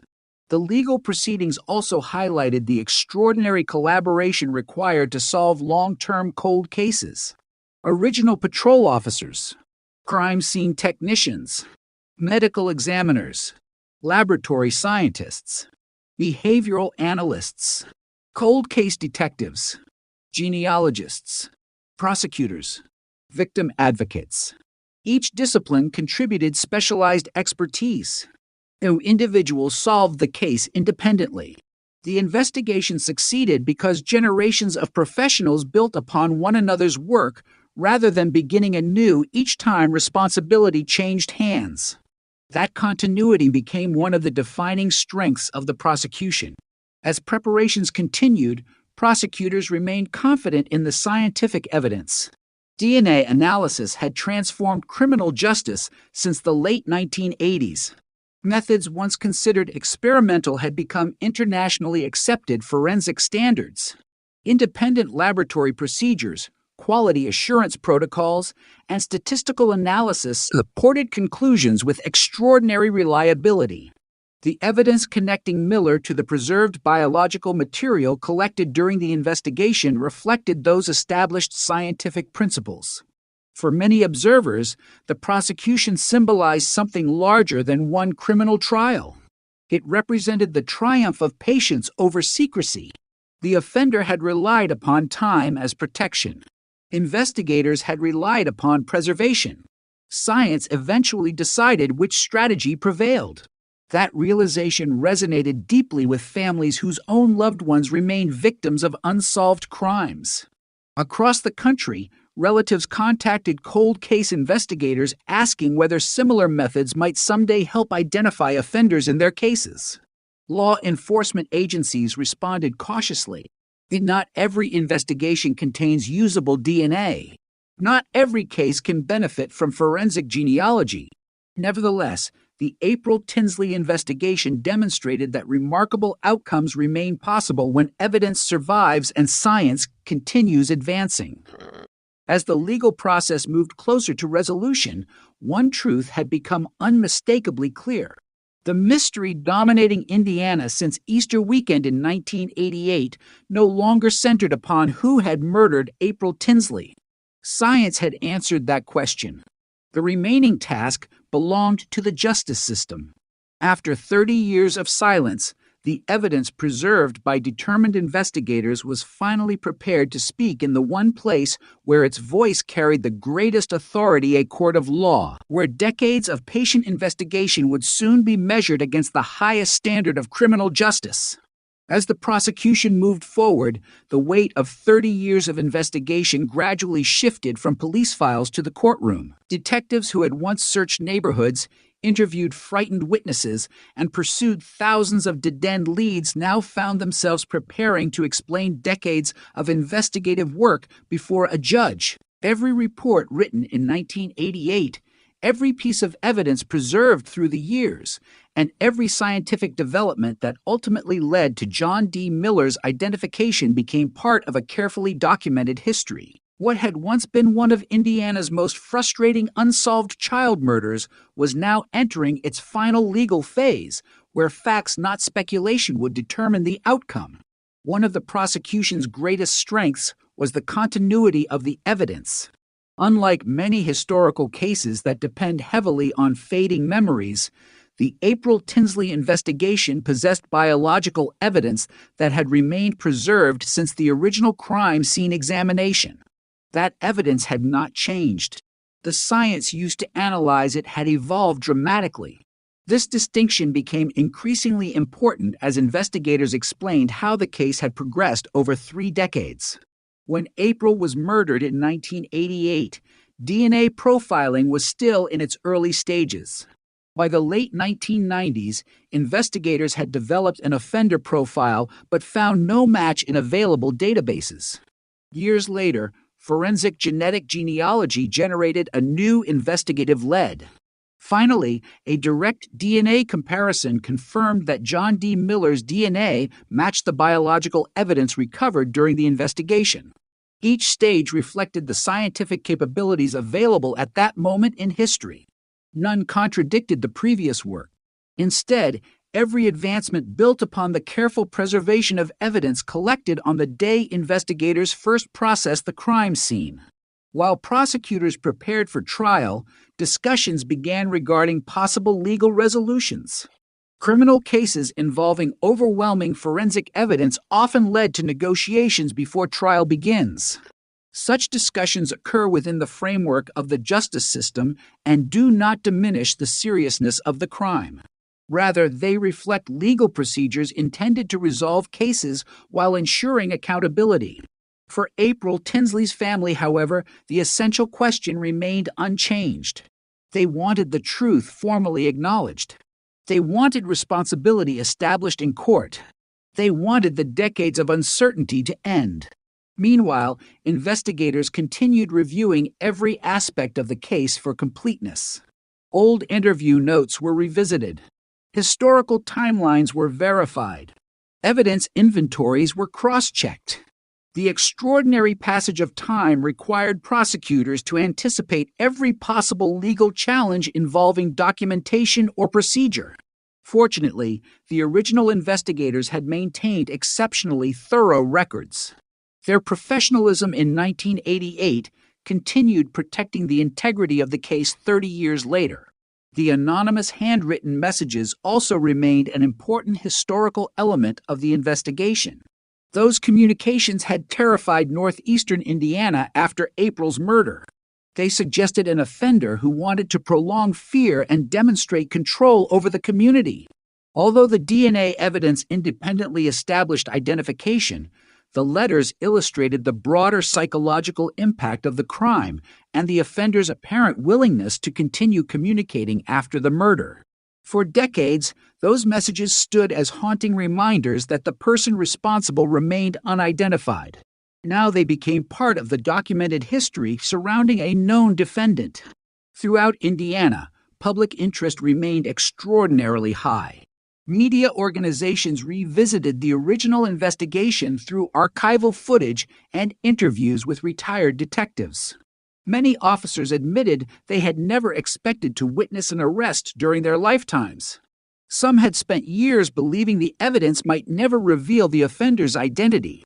Others described the emotional experience of seeing younger investigators finally complete work that earlier generations had begun. The case had become a remarkable example of institutional persistence. No single detective carried the investigation from beginning to end. Instead, responsibility passed carefully from one generation to the next. Each group preserved the progress already achieved. Each refused to allow the case to disappear. That continuity became one of the investigation's defining achievements. The broader forensic community also continued studying the case. Laboratories viewed it as evidence of the importance of long-term biological preservation. Genealogists examined it as another demonstration of how family history research could generate investigative leads. Police agencies recognized the value of interdisciplinary cooperation. Scientists, historians, detectives, prosecutors, and victim advocates had all contributed essential expertise. The April Tinsley investigation increasingly served as a model for future cold case work across the United States. In May 2019, before the case proceeded to a full trial, John D. Miller entered guilty pleas to the charges against him in connection with April Tinsley's murder. By pleading guilty, Miller formally accepted legal responsibility for the crimes charged, eliminating the need for a lengthy trial and sparing April's family from hearing weeks of graphic testimony and evidence presented before a jury. For the family, the guilty plea represented a profoundly significant moment. For more than 30 years, they had lived with unanswered questions. Now, inside a courtroom, responsibility was acknowledged through the legal process itself. The uncertainty that had dominated their lives since April disappeared on April 1st, SIL 1988, finally gave way to judicial certainty. No verdict could restore April's life. No sentence could erase decades of grief. But the justice system had established the truth through lawful proceedings. Following the guilty plea, the court imposed an 80-year prison sentence. The sentence reflected the gravity of the offenses and ensured that Miller would spend the remainder of his life incarcerated. For investigators, sentencing marked the completion of one of the longest homicide investigations in Indiana history. Forensic evidence collected during the original investigation had survived 3 decades. Scientific innovation had identified the offender. The courts had confirmed criminal responsibility. The pursuit that began with the disappearance of an 8-year-old child had finally reached its legal conclusion. During statements made after the proceedings, investigators emphasized that the outcome belonged to many people whose work had spanned generations. Crime scene technicians who preserved evidence, laboratory scientists who continually improved forensic methods, detectives who refused to close the file despite years without progress, genealogists whose research narrowed family relationships, prosecutors who assembled decades of evidence into a coherent legal case. Every contribution proved essential. No single breakthrough alone solved the investigation. The resolution emerged because thousands of careful decisions accumulated over 30 years. Perhaps the most powerful lesson involved patience. The offender believed time would protect him. Instead, time strengthened the investigation. As years passed, science advanced. DNA technology improved. Genealogical databases expanded. Forensic methods became increasingly sophisticated. The evidence remained exactly where investigators had preserved it, waiting for human knowledge to catch up. That extraordinary reversal transformed the April Tinsley investigation into more than a solved murder. It became one of the clearest demonstrations that justice can survive extraordinary delays when evidence is protected and investigators refuse to surrender. Yet even with the guilty plea and sentencing complete, another important chapter remained. The legal case had ended. The historical impact of the investigation was only beginning. Across the United States, detectives working hundreds of unsolved child murders, sexual assaults, and violent crimes now looked toward the April Tinsley case as proof that answers can still emerge after decades of silence. The legacy of April's case would soon extend far beyond Indiana, influencing forensic science, investigative strategy, and the future of cold case justice for generations to come. The guilty plea entered by John D. Miller in 2019 brought legal closure to the murder of April Tinsley, but it also marked the beginning of an entirely different conversation, one that extended far beyond a single courtroom in Indiana. Detectives, forensic scientists, prosecutors, victim advocates, and criminal justice researchers across the United States immediately recognized that the case represented far more than another solved homicide. It demonstrated how decades of disciplined investigative work, combined with revolutionary advances in forensic science, could finally overcome the silence that had protected an offender for 30 years. The resolution of April's case became one of the defining examples of modern cold case investigation, illustrating that justice delayed does not necessarily mean justice denied. For Indiana State Police, the investigation became a source of professional reflection. Many officers who participated in the original search for April had already retired by the time John D. Miller was identified. Some had spent entire careers believing the case might never be solved. Others had passed responsibility to younger detectives while urging them never to abandon the evidence. When the arrest finally occurred in 2018, it represented not only a scientific achievement, but also the fulfillment of a promise made decades earlier that April's case would never be forgotten. Current investigators often acknowledge the work of their predecessors. Without the careful crime scene documentation completed in April 1988, there would have been no biological evidence available for future analysis. Without detailed reports, later detectives could not have reconstructed timelines accurately. Without meticulous evidence preservation, forensic genealogy would have had nothing to build upon. The investigation succeeded because each generation respected the work performed by the generation before it. The April Tinsley case also highlighted the extraordinary evolution of forensic science over 3 decades. When detectives first examined the crime scene, DNA profiling was still in its infancy. Investigators relied primarily on witness interviews, physical evidence, fingerprints, neighborhood canvases, and behavioral analysis. By the time the case reached its conclusion, forensic laboratories possessed highly sophisticated DNA analysis techniques capable of producing reliable genetic profiles from carefully preserved evidence. Even more remarkable, investigators could use forensic genetic genealogy to identify unknown suspects through distant biological relatives whose DNA had been voluntarily submitted to genealogy databases. Few scientific developments have transformed criminal investigations as dramatically. Yet investigators repeatedly emphasized an important principle. Technology alone did not solve April's murder. Science required evidence. Evidence required preservation. Preservation required disciplined investigators working long before those scientific advances existed.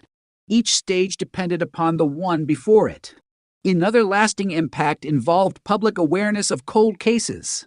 Before several high-profile genealogical breakthroughs, many members of the public assumed unsolved murders gradually became impossible to resolve. The April Tinsley investigation challenged that belief. Instead of viewing cold cases as inactive files gathering dust, communities increasingly understood them as investigations waiting for new opportunities. Evidence preserved decades earlier could suddenly become valuable again. New technologies could transform forgotten clues into decisive proof.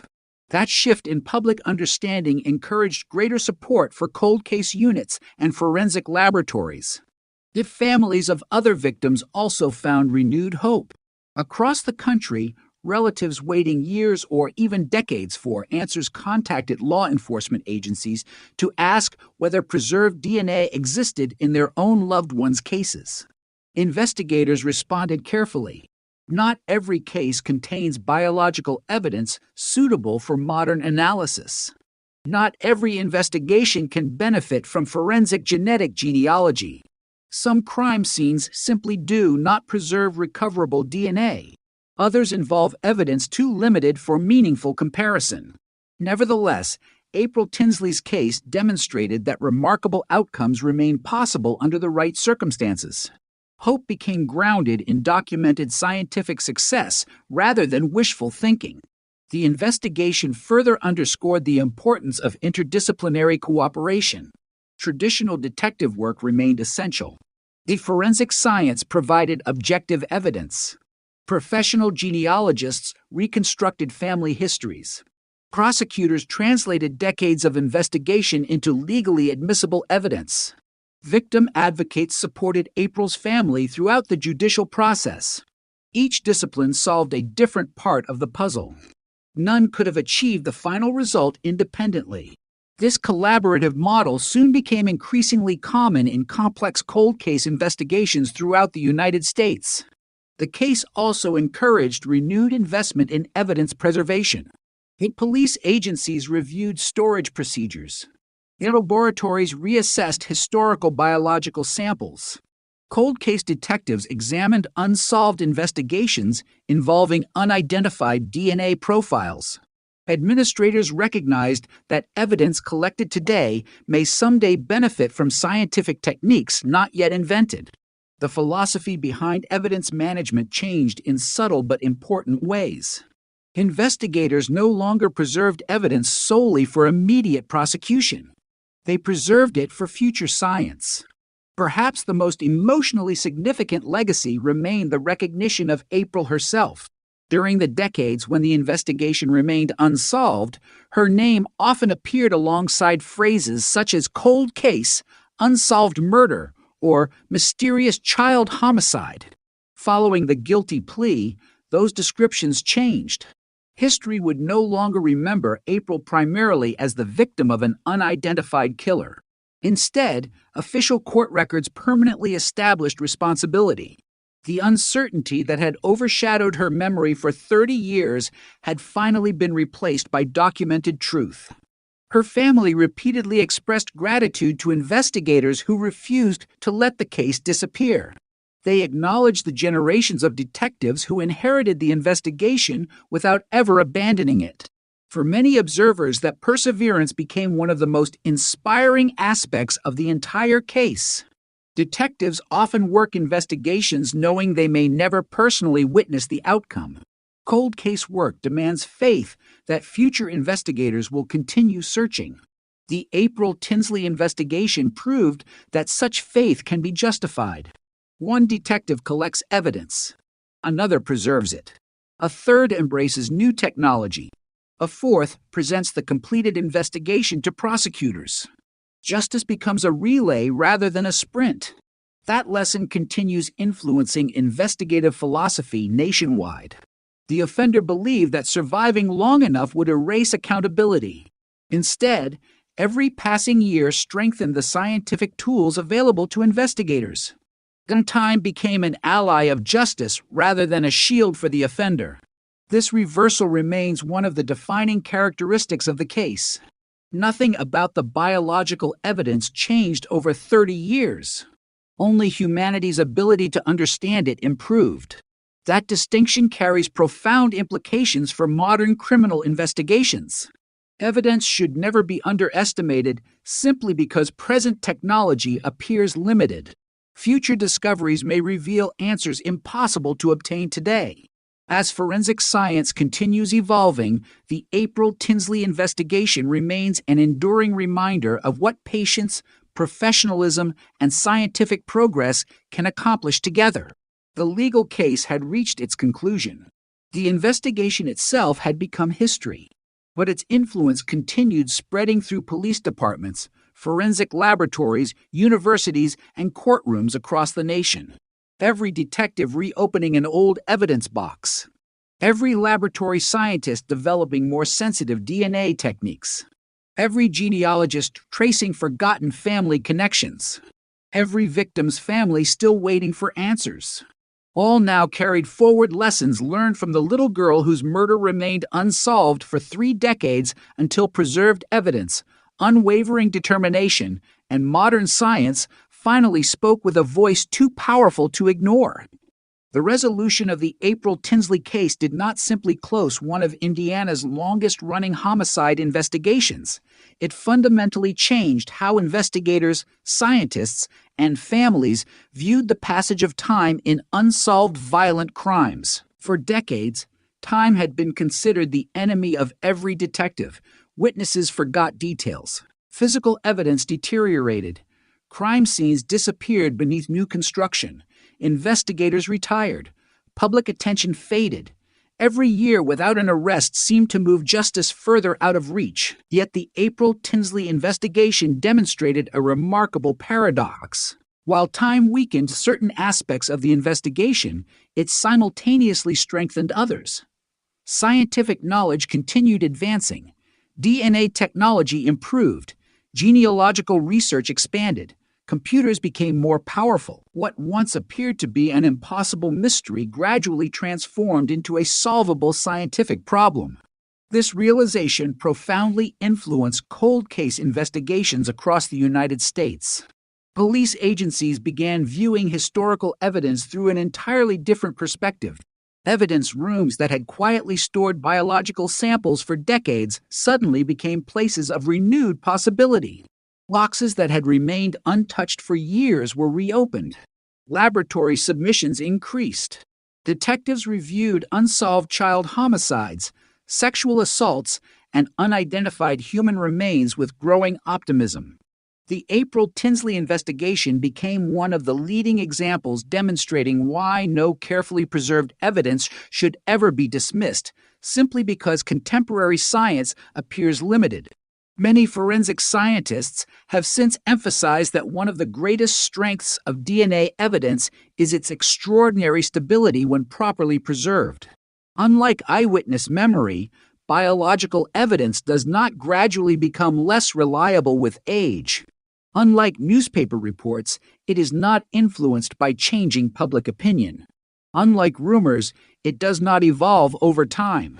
The DNA collected during the investigation into April's murder contained the same genetic information in 1988 that it revealed more than 30 years later. The evidence remained constant. Only scientific capability changed. That distinction has become one of the most frequently cited lessons from the case. For investigators, the resolution also reinforced the importance of documentation. Every report completed during the original investigation contributed to the final outcome. Crime scene diagrams, evidence inventories, interview summaries, property logs, laboratory records, chain of custody documentation. Each piece formed part of an uninterrupted historical record stretching from April 1988 to the guilty plea in 2019. Without that continuity, prosecutors would have faced significantly greater challenges presenting decades-old evidence before the court. The professionalism demonstrated by successive generations of investigators became one of the hidden strengths of the case. The investigation also highlighted the remarkable role of public records within forensic genetic genealogy. Unlike traditional criminal investigations that rely primarily upon witnesses or suspects, genealogical research requires careful examination of historical documents created for entirely different purposes. Birth certificates, marriage records, death certificates, census information, military records, property ownership documents, obituaries, newspaper archives. Professional genealogists reconstructed family relationships using these ordinary historical records, gradually narrowing the search until investigators identified a potential suspect whose DNA could then be tested through conventional forensic procedures. The process illustrated how history itself can become an investigative tool. Public interest in genealogy increased following the successful resolution of several major cold cases, including April Tinsley's. Many people who had previously viewed family history research as a hobby began recognizing its unexpected value within criminal investigations. At the same time, discussions regarding privacy and ethics became increasingly important. Experts emphasize that forensic genetic genealogy requires careful legal oversight, transparency, and responsible use. The April Tinsley investigation became part of those national conversations because it demonstrated both the extraordinary potential and the significant responsibilities associated with emerging forensic technologies. Meanwhile, victim advocates frequently pointed to April's case when discussing the long-term impact of unresolved homicide investigations. Families often experience grief differently when fundamental questions remain unanswered. Knowing that a loved one has been murdered is devastating. Not knowing who committed the crime can create an additional burden lasting for decades. Every anniversary becomes intertwined with uncertainty. Every media report revives unanswered questions. Every new investigative lead generates hope followed by disappointment if it fails. When John D. Miller admitted responsibility through his guilty plea, that uncertainty finally ended. Although grief remained, the unknown no longer dominated the family's future.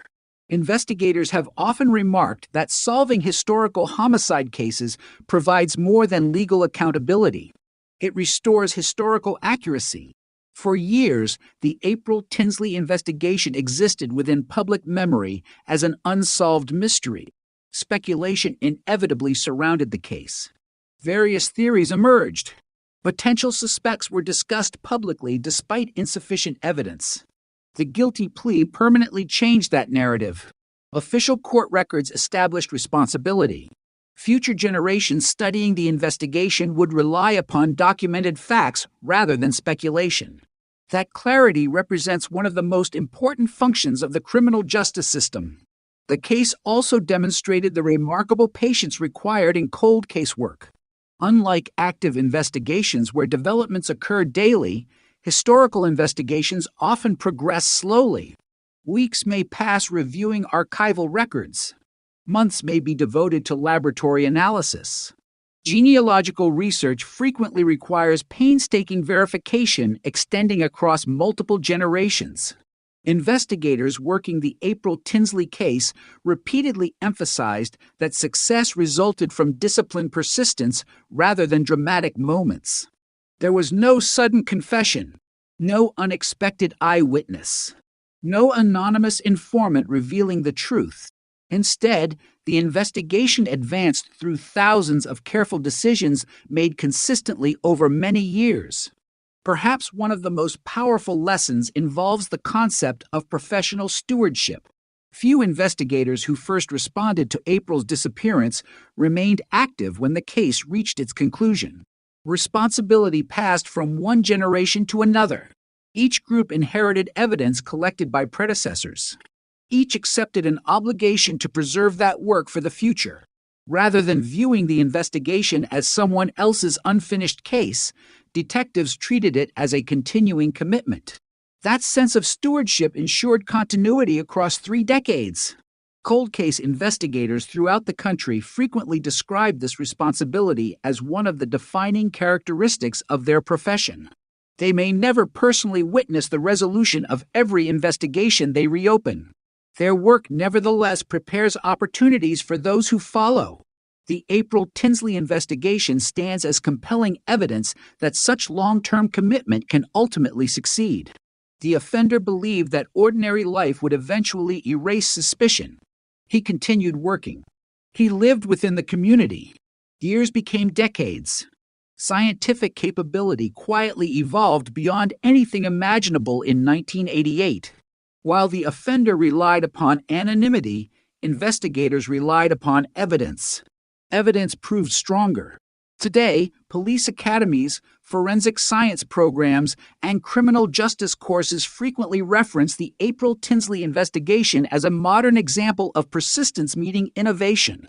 Students learn not only about DNA technology, but also about evidence preservation, interagency cooperation, documentation, victim advocacy, and ethical investigative practices.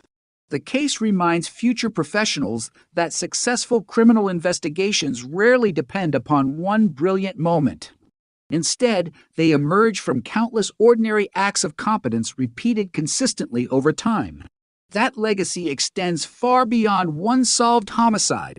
It continues shaping how investigators approach unsolved crimes, how laboratories preserve evidence, how families maintain hope, and how science steadily expands the boundaries of what justice can accomplish even after more than 3 decades of silence. More than 3 decades separated the spring afternoon when 8-year-old April Tinsley disappeared from the day her killer admitted responsibility in court. Yet the investigation remains as relevant today as it was in 1988, not because it is still an unsolved mystery, but because it transformed into a landmark example of how modern criminal investigations can bridge the gap between past and present. Every stage of the case, from the initial search to the painstaking preservation of evidence to the eventual use of forensic genetic genealogy, illustrates principles that continue guiding homicide investigations around the world. The story of April Tinsley is therefore not only a historical account of one terrible crime, it is also a case study in perseverance, scientific evolution, and the enduring responsibility of the justice system to pursue truth regardless of how much time has passed. One of the most enduring lessons concerns the preservation of evidence. Crime scene investigators often work under enormous pressure. They rarely know which item will ultimately prove decisive. A seemingly insignificant biological sample, a handwritten note, a photograph documenting the exact position of evidence, a carefully completed evidence log.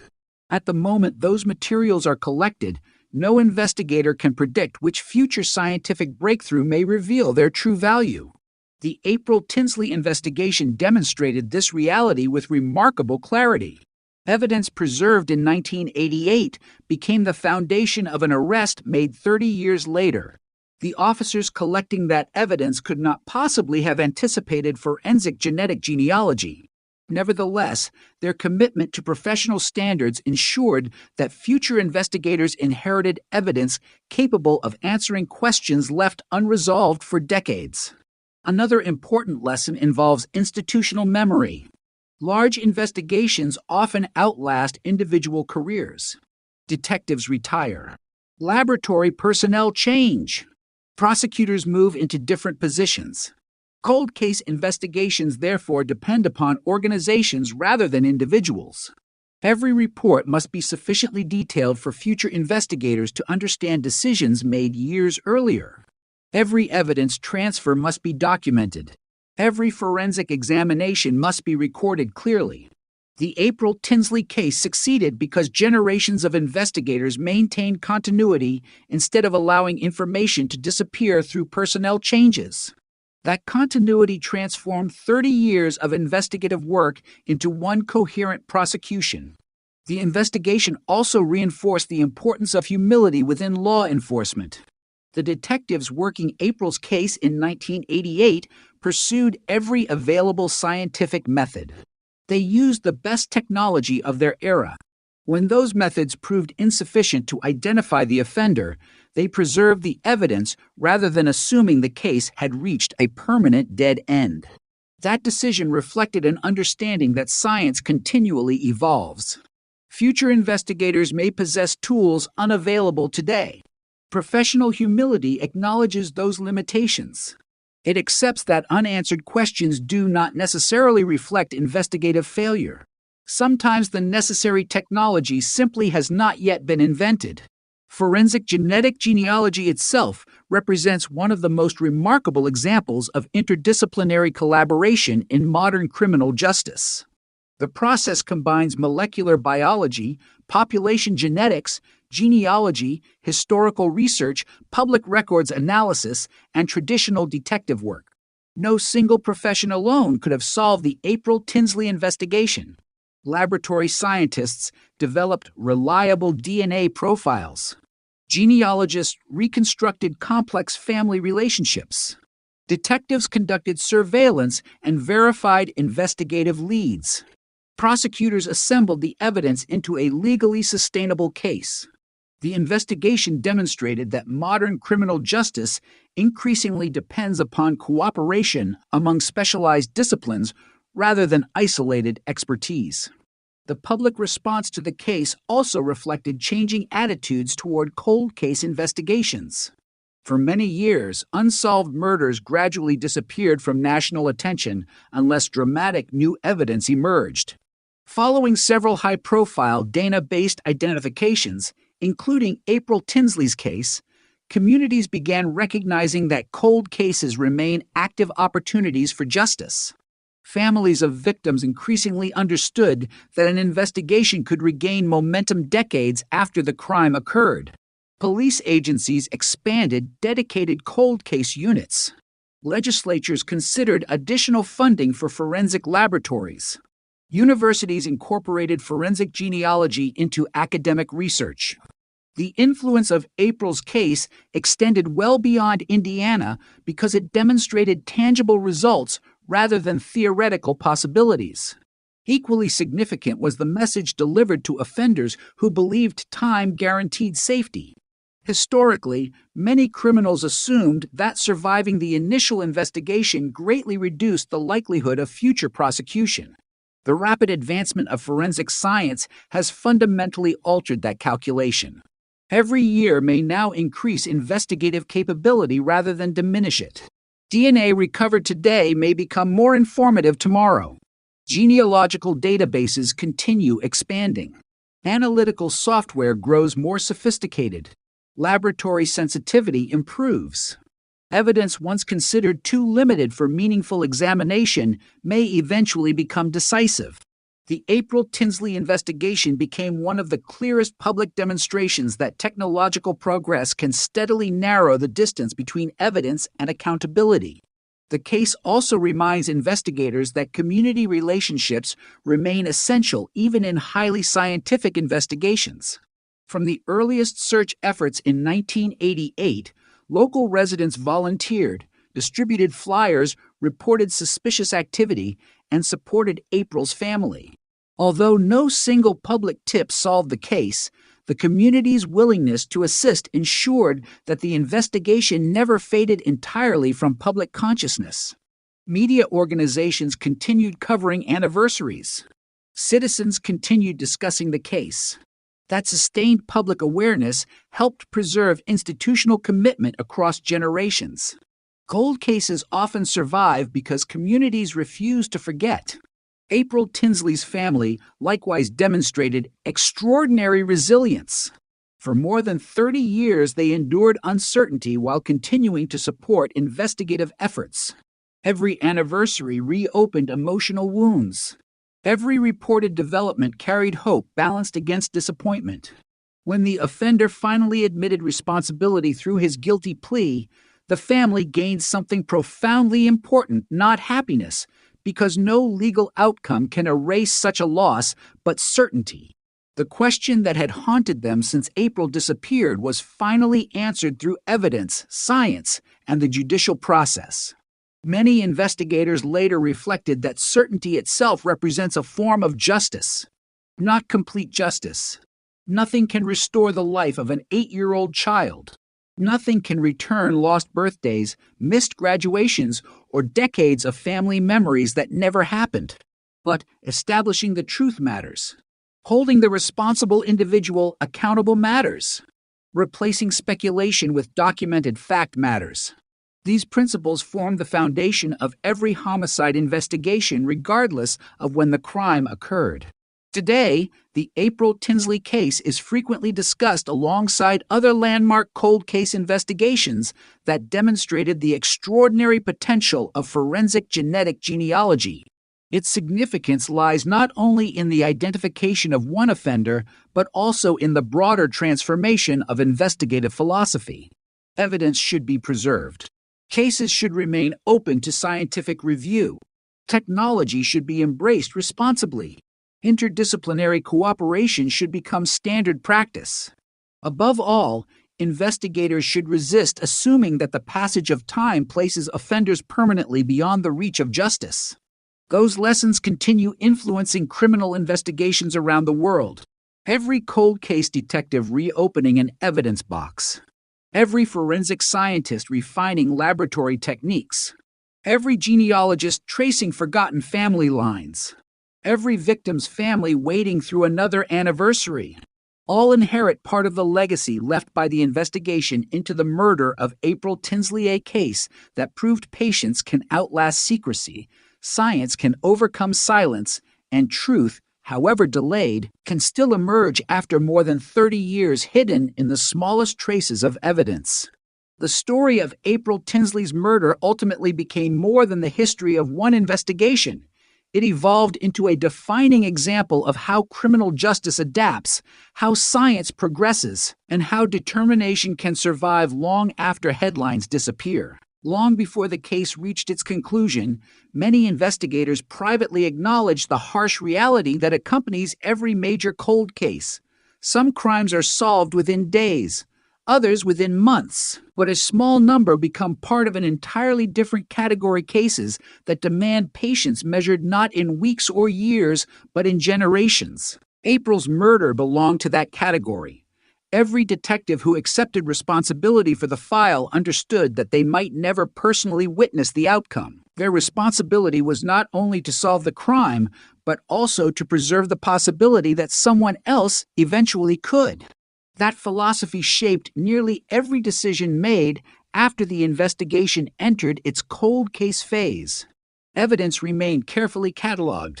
Laboratory reports were preserved. Investigative notes were maintained. Every lead, even unsuccessful ones, became part of the permanent record. Future detectives needed to understand not only what investigators believed, but also why they reached those conclusions. This level of documentation prevented unnecessary duplication of effort and ensured that decades of investigative knowledge remained available to every new member of the case. Cold case work often requires detectives to become historians as much as investigators. They study old neighborhoods through historical maps. They reconstruct communities that have changed dramatically over time. Businesses close. Roads are redesigned. Homes are demolished. Witnesses relocate. Entire generations grow older. The world surrounding the original crime gradually disappears. Only the evidence remains unchanged. That reality made the preservation of physical evidence especially significant in April Tinsley's case. While the landscape evolved, DNA remained constant. The biological evidence collected in 1988 still carried exactly the same genetic information when modern laboratories examined it decades later. In many ways, the evidence became the investigation's most reliable witness. Unlike human memory, it neither faded nor changed. The case also underscored the importance of continuous professional education within law enforcement. Detectives who began their careers before DNA profiling became commonplace eventually learned to integrate advanced forensic science into their investigations. Laboratory scientists adapted to rapidly evolving technologies. Prosecutors developed new approaches for presenting increasingly sophisticated scientific evidence before juries and judges. The criminal justice system itself evolved alongside forensic science. The April Tinsley investigation reflected this broader institutional transformation. The officers who first searched for April in April 1988 worked in an investigative environment dramatically different from the one that existed at the time of John D. Miller's arrest in 2018. Yet despite those technological changes, certain investigative principles never changed. Protect the crime scene. Preserve evidence. Document everything. Verify every conclusion. Treat every victim with dignity. Those fundamentals remain just as essential in 2018 as they had been 30 years earlier. Another lasting impact involved cooperation between agencies. The April Tinsley investigation required coordination among local police departments, the Indiana State Police, forensic laboratories, prosecutors, and later specialists in forensic genetic genealogy. Large investigations rarely succeed through isolated effort. Information must move efficiently between organizations. Expertise must be shared. Resources must be combined. The successful resolution of the case demonstrated how effective collaboration can overcome investigative obstacles that once appeared insurmountable. The investigation also encouraged renewed examination of other unsolved crimes involving children. Police agencies reviewed historical cases with fresh perspective. Some investigations previously considered inactive received additional forensic analysis. Evidence once believed incapable of producing meaningful results was submitted for renewed laboratory testing. Although every investigation presents unique circumstances, April's case reminded detectives that scientific progress continually creates opportunities unavailable during earlier decades. Perhaps the most profound lesson concerns the relationship between justice and time. Popular culture often portrays criminal investigations as races against the clock. Certainly, the earliest hours after a violent crime remain critically important. Yet, the April Tinsley investigation demonstrated another truth. Justice can remain possible even after extraordinary delays. Time may complicate investigations, but it does not necessarily defeat them. The offender relied upon the assumption that surviving the initial investigation guaranteed permanent freedom. The modern forensic science challenged that assumption directly. Every year brought new scientific capabilities. Every technological advancement increased the investigative value of preserved evidence. Eventually, those developments became stronger than the secrecy protecting the offender. For victim advocates, the case also reinforced the importance of supporting families throughout prolonged investigations. The emotional burden carried by relatives does not disappear simply because public attention fades. Anniversaries continue. Birthdays continue. Holidays continue. Families experience repeated reminders of their loss while often receiving little new information about investigative progress. Maintaining communication, offering resources, and acknowledging that the case remains important become essential responsibilities throughout long-term investigations. April Tinsley's family consistently demonstrated remarkable patience while investigators continued searching for answers across 3 decades. Their perseverance became an integral part of the story. The guilty plea entered by John D. Miller ensured that the legal record accurately reflected responsibility for April's murder. Rather than allowing the case to remain defined by uncertainty, The judicial process established documented historical fact. Future generations studying the investigation will no longer ask whether the crime can be solved. Instead, they will examine how it was solved and what lessons emerged from that extraordinary journey. Those lessons continue shaping modern investigative practice. Police academies discuss evidence preservation. Forensic laboratories emphasize long-term storage standards. Universities examine forensic genetic genealogy. Legal scholars analyze evolving evidentiary procedures. Each discipline finds valuable insight within the history of the April Tinsley investigation. Yet beneath every scientific breakthrough and every professional lesson remains the story of a little girl whose life ended far too soon. It is easy to become absorbed by discussions of DNA technology, genealogy, laboratory methods, and investigative strategy.